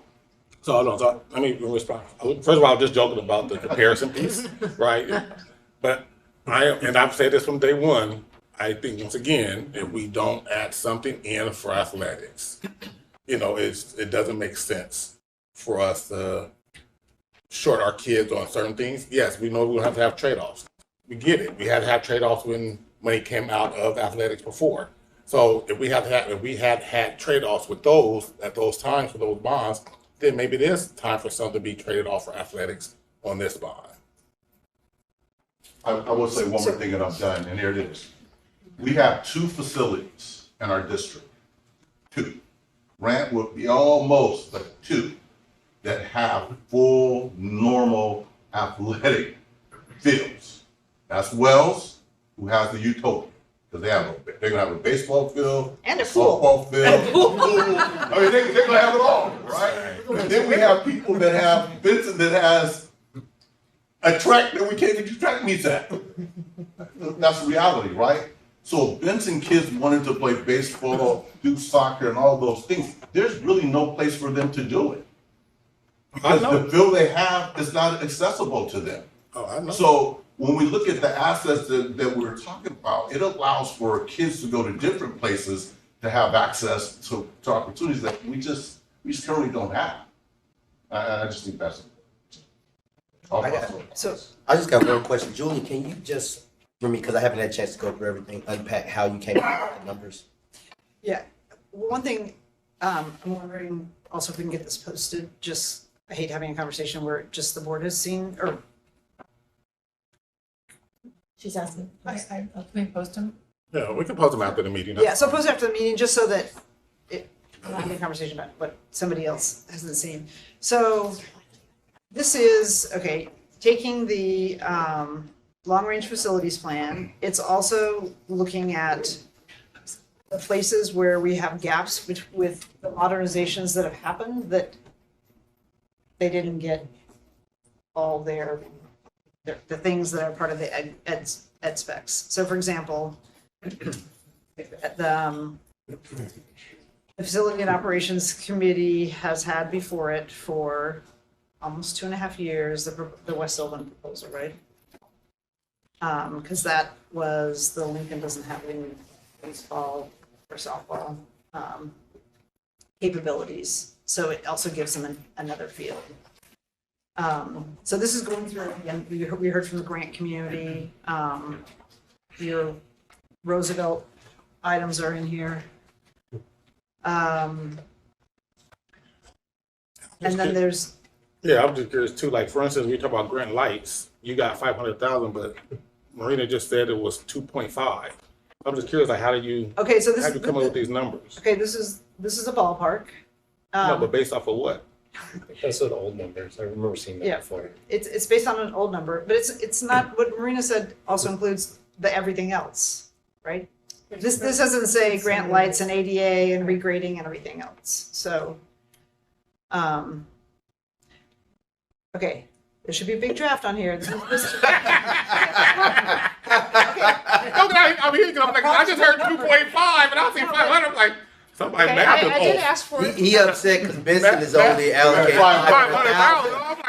I'm trying to figure out, like, how we get these numbers. He needs some new numbers for Benson. Okay, well, as I told you before the meeting. It's a draft, okay, I get it, draft. Gotcha. And again, the grant lights, that's like not including all the other things, and the seating is actually, 10 million, then we have to make that adjustment. But the general philosophy is, we did high school modernizations without building out the facilities for everyone, so even though we're down to the last two, we still have ones at other high schools that we didn't do, and we have high schools that are physically constrained by space, that whether it's Lincoln or Cleveland, that you're never going to get all their athletic facilities on the site. And that I would say, if you had to, and I don't like saying this because I know how important athletics are and what a great thing the middle school programs have been, just as a feeder to the high schools, but if you were going to prioritize them, like that's new. But it does also complement, over the last 10 years, PPS has built a middle school sports program, which thousands of kids have an opportunity to participate in sports on an equitable basis. Julia, even one of the things that doesn't say in there is, because of middle school sports, we are displacing some high school. So Grant in the spring, it goes Grant track and middle school track, and there's no time left. If middle school at Beaumont had something, then it could go Grant track, Grant lacrosse, Grant soccer off season. That's what happens when we get to other fields. So, and then you see in here, there's, turf and track replacement funds for Franklin, Marshall, and McDaniel. That needs to happen. We need to plan for it. Otherwise, it just comes out of operating dollars. So a lot of this is to create new facilities for these schools, right? Well, it's to finish out the ed specs for schools that either they don't have the actual. So, for example, let's say Cleveland, Paul Park turf. That's Cleveland, because on the Cleveland campus, there's not space to do anything, so you're using the park. So what? I'm just curious. Sorry, would that come in the modernization of Cleveland, though? Wouldn't that be a part of that? Well, what's happening, Gary? This is a perfect question example. So when bonds happen and we have the DAGs and we say all the things we want, all those things were listed. And then comes the pencil. The value engineering. right? Value And when engineering. the pencil happens, which is okay, those things get cut out, right? So yes, right now, I've talked to Eric, oh yeah, we want it to be in there, should be in there. Let's even add softball in the lower part down there, take the basketball court out, have some parts to do that. Softball could be there, so it's not a Title IX. But the reality, I'm sitting here, that ain't happening. Just because it hasn't happened for the other 7. It's clear. Unless we say, yes, let's put it in there to make sure that it occurs. We just never done it. We've never done that. All I can say is, So if where things will we aren't in take- the bond, they're probably not gonna happen. So where will we take from? Well, let me just make that point. If we don't put it in the bond, I it's get probably it. not gonna, I they're not gonna wait, happen. you're talking to the choir here. Right. Where will we take from? Well, I wanna put my other thing on the table first. So the other item I put on the table is, and I sent it around, and we can post it, They're posted now. which is a Center for Native Student Excellence. So recently when we had the Albina resolution, and I was calling around the board, and also some Native staff, PPS staff members, they're like, it's great, and then some board members like, it's great to have a land acknowledgement, like put that in the profit center resolution, but like, what are we actually doing? And from some staff and community members that I talked to when we were just going through that, like, should we put this in the profit center resolution? They brought up the idea of, because currently the district in its board goals is focused on 2 groups who have not been historically supported in PPS, Black and Native students, and they raised the issue of a Center for Native Student Excellence. So I put together a 2-page just sort of conceptual paper, what it might look like, and I think as we haven't saw, got that yet, have we? pardon? Yeah, it's part of the same one. Yeah. It's in the email. I sent it to you right before the meeting. Gotcha. But more annoying, this isn't like the first and last meeting, but I wanted to get it on the table, because I know once you get a running list, so I would like to have it at least on the running list, and if the decision is made not to do it, that's one thing, but I'd like to add it in. So, And did we talk with Native American, like NAYA? Have we talked with those folks? well, no, I think we should. And that's just one idea you have. You're putting it So in the mix, because so I put- I immediately, back to How can Joy, we I afford said, that now? what? We already have way more than we Well, have money for. Said, we're just I mean, putting there's it a in there. sensitivity to, like, okay, you guys always do land acknowledgements, but like, what are you actually doing to help our students? And we looked at the graduation rates just the other night, and they're among the worst in the district. Besides Black people, Native people are probably the most invisible people in our district. They're invisible. So I hear it, and I think we need to say it louder and talk about it more. So Okay, so those are my 2 concepts Gotcha. to add in. And actually one, it's less of a new concept because there is a line item, but it's 0. So it's trying to like flesh out, like, I mean, because I think about it, if we have it at 0, it won't be 0 because we'll get new ones at Ida B. Wells and Cleveland generally, so, which is really a great thing. But otherwise, we won't have any funds for athletics for a while. Okay, gotcha. So, a question I have though about the list, how come we have 20 million for curriculum? Because when we approved the last bond, they said that amount would be enough for all subjects K-12. So now, but now there's another 20 million in for curriculum. We had a leadership meeting where maybe not before you see it, the leadership sees it, and curriculum was 0. And it was, we need some more money for additional adoptions. And so the 20 million is just to represent. I haven't got the detail of what that was yet. I didn't want to show it as 0. The intention is it's going to be for the development. So I'm gonna really ask a lot of questions if we need more adoptions, because we were totally promised. And every time an adoption came to the board, I ask, have we planned this out that we're gonna be able to do what we said, which is all subjects K-12? And every single time I got the answer is like, yes, this fits in the larger budget. So I'm gonna, and we made a big bet on curriculum last summer. And I'm not, You just have to be the person I'm telling it to. But we made a huge investment and we gave them everything they wanted. And so like, I can't understand why Director they're coming Burnett. back with another, Yeah. 20 I think months. part of it is the interplay between the time horizon that this bond may cover, and over those, presumably many years, several years. We're not the experts, but and then you need to get it from the experts, but curriculum has to be updated over time. And so to go 2 more decades, you're then in the same hole. So it has to have some capital refreshment is my understanding, but you need to talk to Yeah, I'd So love to this see is a the future. future. Well, I'd love to see the map because I know we haven't rolled them all out. And I also want to make sure that what we promised voters, I mean, that was like a key talking point. And it also was sales point to the board, like this is a big amount, but we're going to do all subjects. It's an evergreen proposition Right. because curriculum changes and needs to be updated over time. Again, and this is something Marina and I had talked about, is just getting as part of the reporting on the bond, which is different than from the facilities, which we get tons of reporting on, but just like the curriculum, because, so that's one issue. And then the other question I had was about some of the, like the device refresh. Mm-hmm. Can we get like more details on that? Just, it's a large number.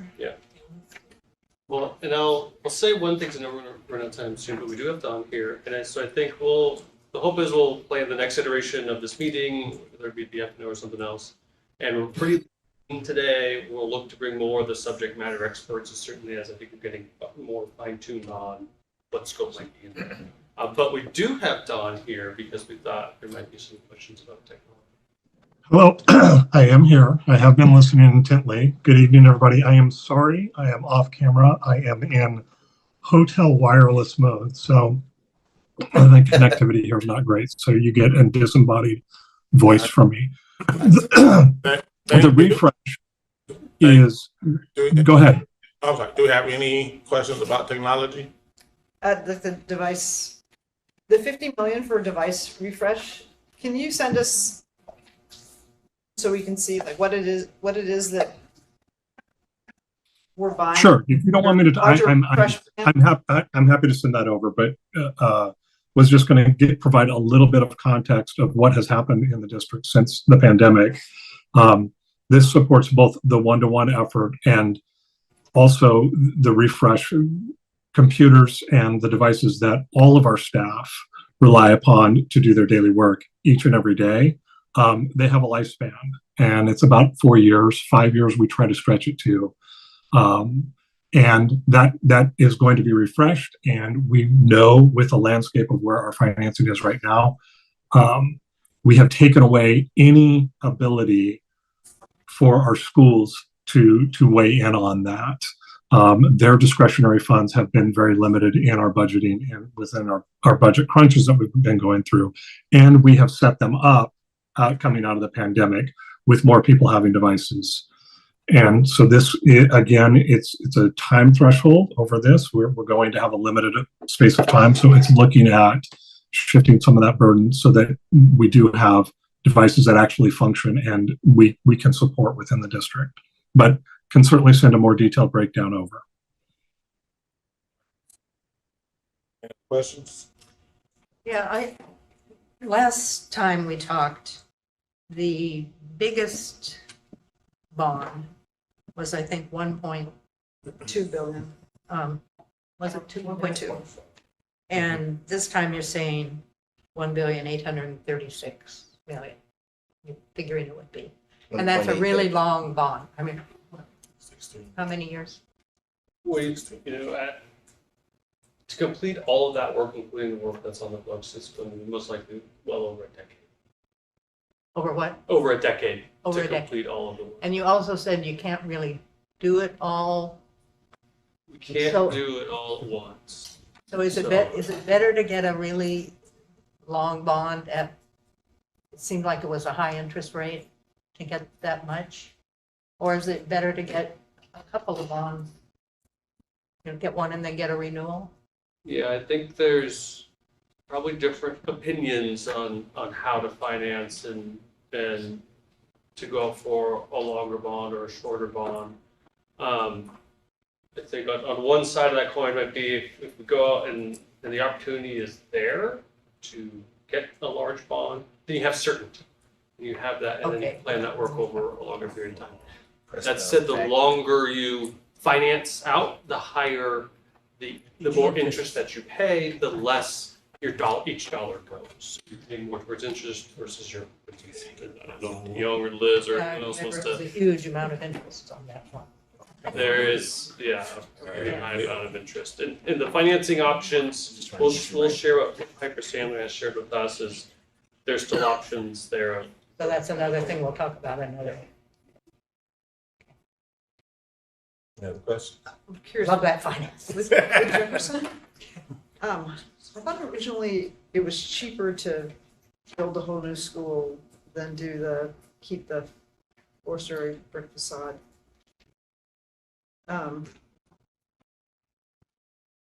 Let's change that we're adding 50 million. The 50 is still like an early number, so the team's going to come back to the board with an updated number. We have additional, yes. In April. And so want to represent a number that's here, we're not sure. Right, but wasn't it originally that a new building was cheaper than? I think back to the There's conceptual. yes, there's a couple of things at play here, though. One of them is that the cost estimates that we were receiving on the work, regardless of whether it was new or old, were significantly more than what we thought it would be, right? So our expectations were not accurate to begin with in terms of what that number should be. Beyond that, by pivoting to a different design, we've delayed the construction, which adds escalation to the cost. So escalation, when you're talking about, you know, a percentage increase over a large dollar amount is substantial. And when do you think we'll have the new numbers?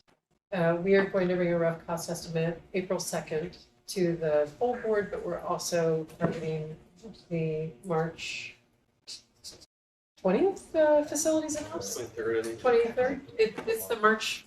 So we'll have this meeting. That This number will March be meeting. more fleshed out. Yes. soon. Okay. Yes, we're working on that. And March 20th. I have one question, and I think I want to, before I make a statement, I want to at least go back to Dan, thinking about something Dan has said. Our buildings and with the deferred maintenance and what we're putting in there for deferred maintenance, our stuff is already in a poor setting, and unless we're going to be committing to do the $1 billion, then we're still going to be in the poor setting. We're just simply maintaining them so that they're not completely dilapidated and fall down. I would, it's hard to predict the future in building conditions. $400 million is a very significant. Oh, yeah, absolutely. Not to mention the modernizations take care of that work as well. What I would, play out a scenario is, that $400 million, we'll need to start looking at schedules. One thing that really helps is defining some of the scope is to start putting together schedules and cash flows. So right. How do we think this is going to be sequenced? And how much do we think we could spend, on average, tackling this deferred maintenance over time? We're not fixing the problem. That We're not fixing the $400 million problem. does by no means fixes everything. I think it improves the overall condition. But considering the term of this bond, I think that number, that $400 million, is going to deplete to zero at some point in time. And we're gonna need the that. bond is over, and the district's going to need to make a decision then of, do we go out and ask for another bond? Which, And okay, but that it's hard to predict when that would be. So that was the premise of where I wanted to start my next frame of thought. Because we've got 400 million for something that we know is not going to do a full job. And we know that at some point within the life of this bond, we're going to probably have to add to it significantly as different things come up. So my question is, going back to something Andrew said, he's not here so that he can get some credit for it as well. I like to give people where the credit, because I don't come up with ideas on my own. I feed off of everyone else. But coming off of what Andrew said, there are some things that we could do now that could give us a larger return on the investment for the people that we're called to serve. And that's why I want to come back to the athletics department, because we've got no money allocated for athletics yet. If we start investing some money into athletics, these buildings are going to fall down anyway.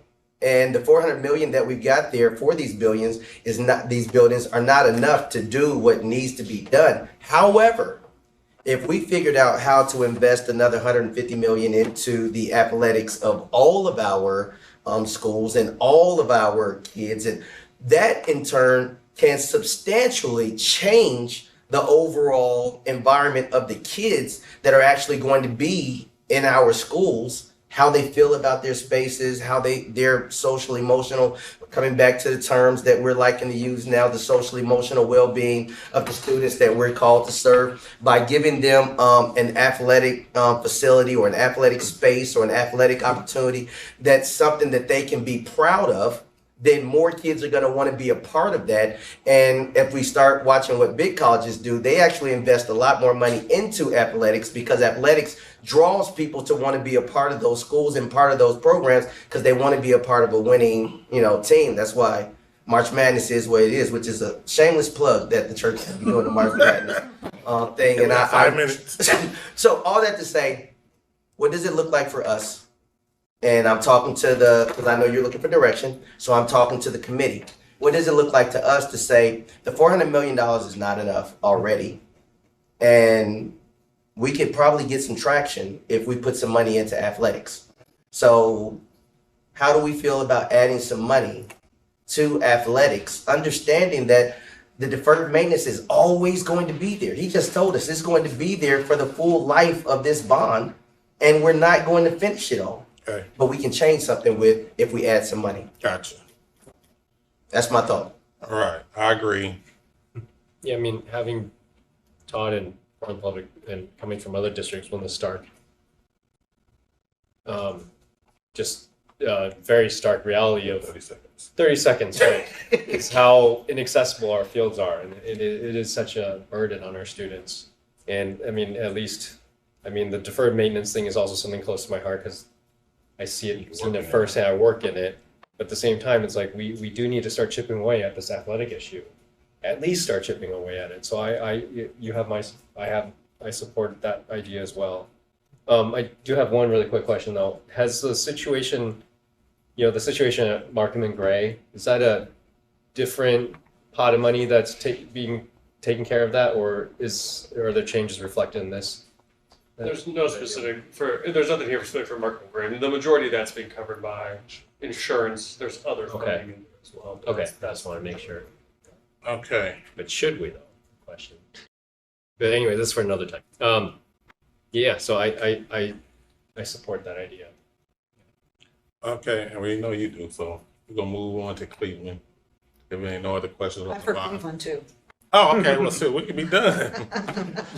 All right, let's go. We got Cleveland, and we got 5 minutes. I'm joking. So did Sort we of. decide we are looking to they got direction as put far as something to asking see what we for can? athletics. And if I get what I'm hearing is there needs to be some for athletics, and Julie has a proposal table, but Yeah, some we just significant want to put funds for something. athletics. Yeah, But I'm not hearing reducing anything specific. Well, we're gonna leave that up to you. Well, no, Yeah, you with get the to take curriculum, stuff off. I'd like to get a better number Yeah, on sure. Jeff. Fair I mean, enough. there's some things that we need more information on, and like from Don's perspective, I guess the same thing is like, are there things that are immediate and things that are, this is if we're gonna be a 16-year bond I need in year 12. And if you guys got any other questions, we can make sure you email Dan those questions, and we can get the answers to. All right, let's go, Cleveland. Okay, I just clicked the Zoom link and it's updating my Zoom. Well, while it's updating, I got one more comment. I know athletics is there's a lot of support among the public. Like, Is there any room to explore maybe I don't know if it's an increase or another bond or something like that to, I mean, in addition to this, of course, not. Maybe later on. Like, yeah, later on, yeah. Anyways. That's what they're saying. That you have to I just want to have that on record. Targeted bond later on, possibly. Okay. Connected.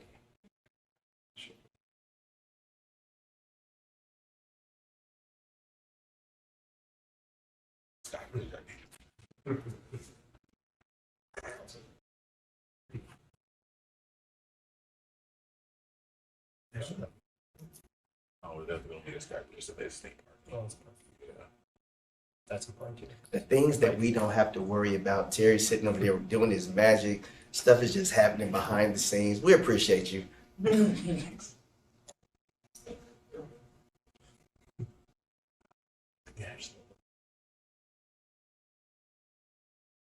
Okay, great, thank you.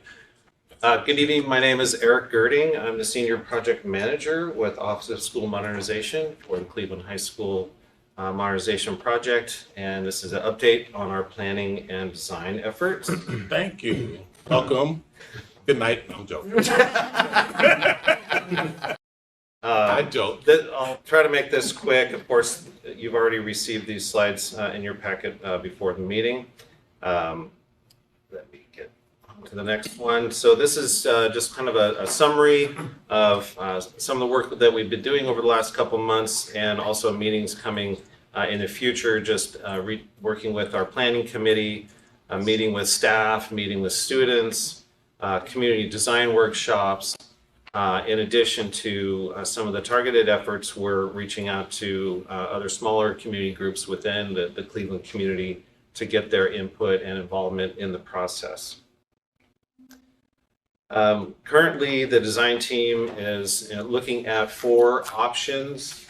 You'll see on the left side, we're calling it the kind of partial existing building option, which retains part of the historic 1929 structure. And then on the right, there are 2 options, number 2 and 4, that are looking at all new construction, which would mean tearing down all the structures, including the 1929 building. There are multiple structures on the campus that were built at various times over the last 100 years almost. And it's the 1929 building is the portion that has historic significance. So as you can see here, there are some costs related to the different options.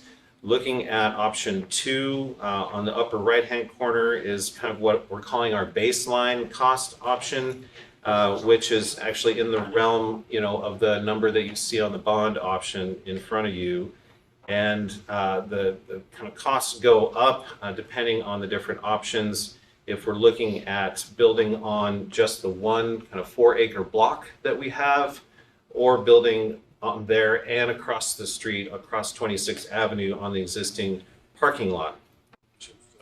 There is an increase of cost to build on the single lot and keeping the historic building, mainly because of some of the inefficiencies that the historic building has as far as its structure. The overall project would have to just be a bit bigger in order to make up for some of the inefficiencies in the old structure. As well as there's more risk of unknown conditions, of course, working with historic structures. Then, there's been a lot of interest in what it would take to build part of the program on the parking lot and creating more open space on the main campus block. And so that's what options 3 and 4 are looking at.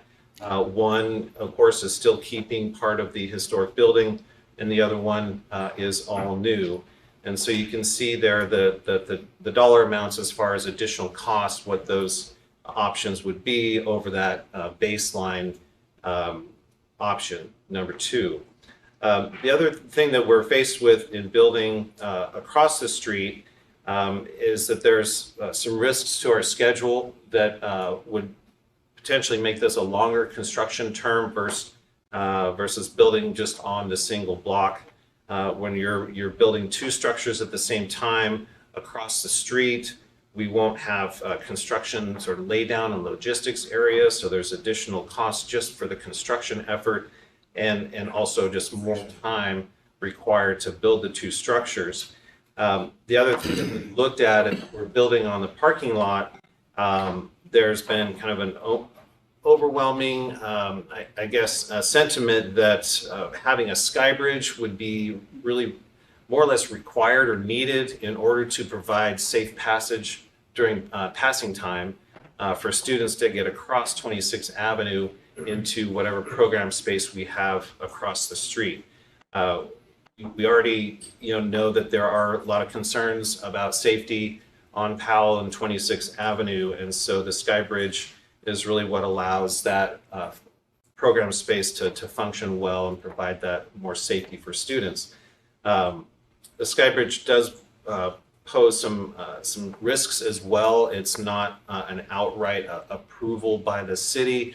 The code actually has wording that discourages sky bridges, and it is also needs to be approved by city council. And so that's where we're seeing there's potential schedule risk in just that approval process that could extend the project a bit.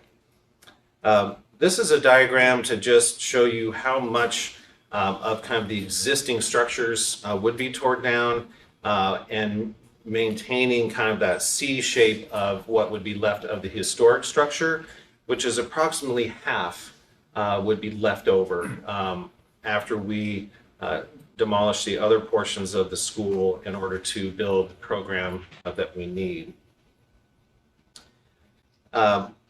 These are some slides that talk about open space, and I won't get into too much detail, but the reason why we're focusing on open space is it is the first planning principle that is outlined in the comprehensive ed specs for comprehensive high schools, where the planning concept is creating a heart for the school. Place of gathering, something that's like a town square, it's described in the ed specs. And so that's a really important factor in trying to plan on such a limited site. And so we've looked at sort of what kind of open space we'd have if we keep the existing building where we have, these are images of, say, the Grant, there's a turf plaza area at Grant, and then kind of the entry plaza in front of Franklin. That's roughly the amount of open space we get with this option, which is keeping the historic building and building on one site.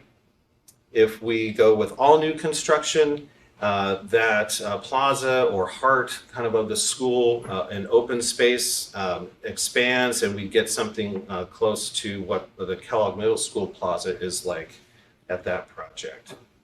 And then, of course, if we move program across the street to the parking lot, that frees up more space on the campus to organize the building and create that open space.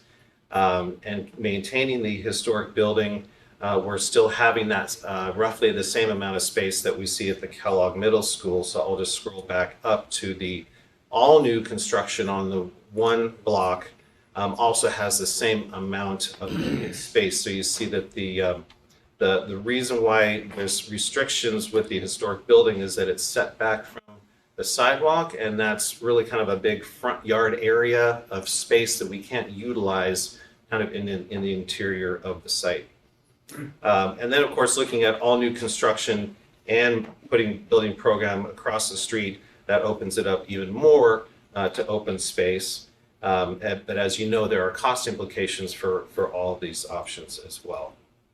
And it looks like it also. If you do that, then there's no parking available at all?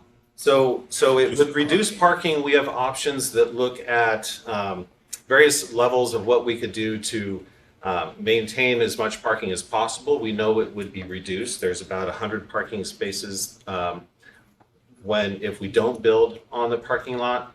There would be about 50, 55 or so. If we build on the parking lot, we'd have space left over. And then we also have an option where we would have some parking that could tuck under the building because we have a grade change. And that does add extra cost, but we're able to get parking up to about 75 to 80 spaces if we do that, as well as related to additional costs. So there are various options regarding parking. And so just, these are some of the considerations about the project. I mentioned already just some of the challenges with the Skybridge and the two-site option. The other thing is the additional cost for Skybridge, tuck under parking, construction logistics, and additional time for construction. You know, those are all additional costs that don't go directly into the instructional teaching space of the building, so that that's kind of on top of what an ed spec high school would need to have. And then options with the partial historic building, again, it restricts our flexibility on campus for open space. There's some higher cost and complexity with construction. And so those are some of the things that we're considering right now. So to kind of get more input from the community, Dan, you have a question? Well, just specific to the existing store, because it's probably too detailed, but I know where the front entrance is. It's got steep steps right off the sidewalk. I think I know the entrance, but there's no way to make that entrance ADA accessible, right? Correct. The current entrance of Cleveland is not ADA accessible. And the challenge that we have is once you get in those front doors, you actually add another landing. So you have to either go up or down stairs once you get in. So if we provide an accessible pathway to get to the front door, you can't actually still get into the building. And so we know that we can't reuse the main entrance as it is if we were to maintain the historic building, but you know, we're looking at ways that we could still provide perhaps an alternative entrance, and that could be something different. But it, you know, does have some challenges.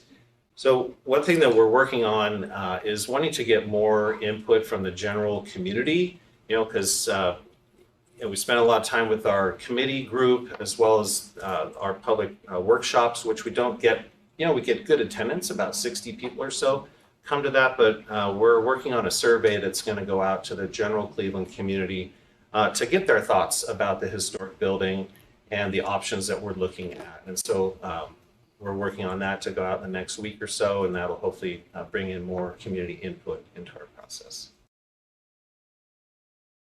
All right, thank you. Any questions, comments, thoughts? I was just on the last independent workshops. I thought, by the way, they're really well done. Lots of, I think, great thinking about Cleveland's future.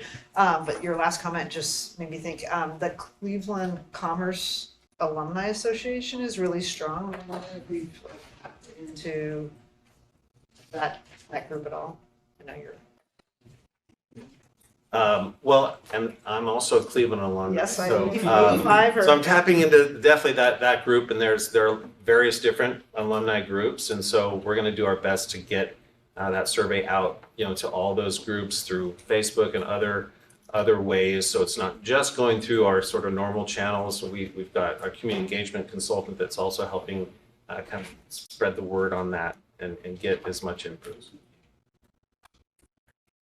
Hey. Any other questions? No, just a comment. Even doing the survey, I'd say just the meetings I've been to, it seemed like a pretty decent cross section of staff, just regular community members, students. So while the numbers haven't been huge, they have seemed representative of the people that were interested in what was designed.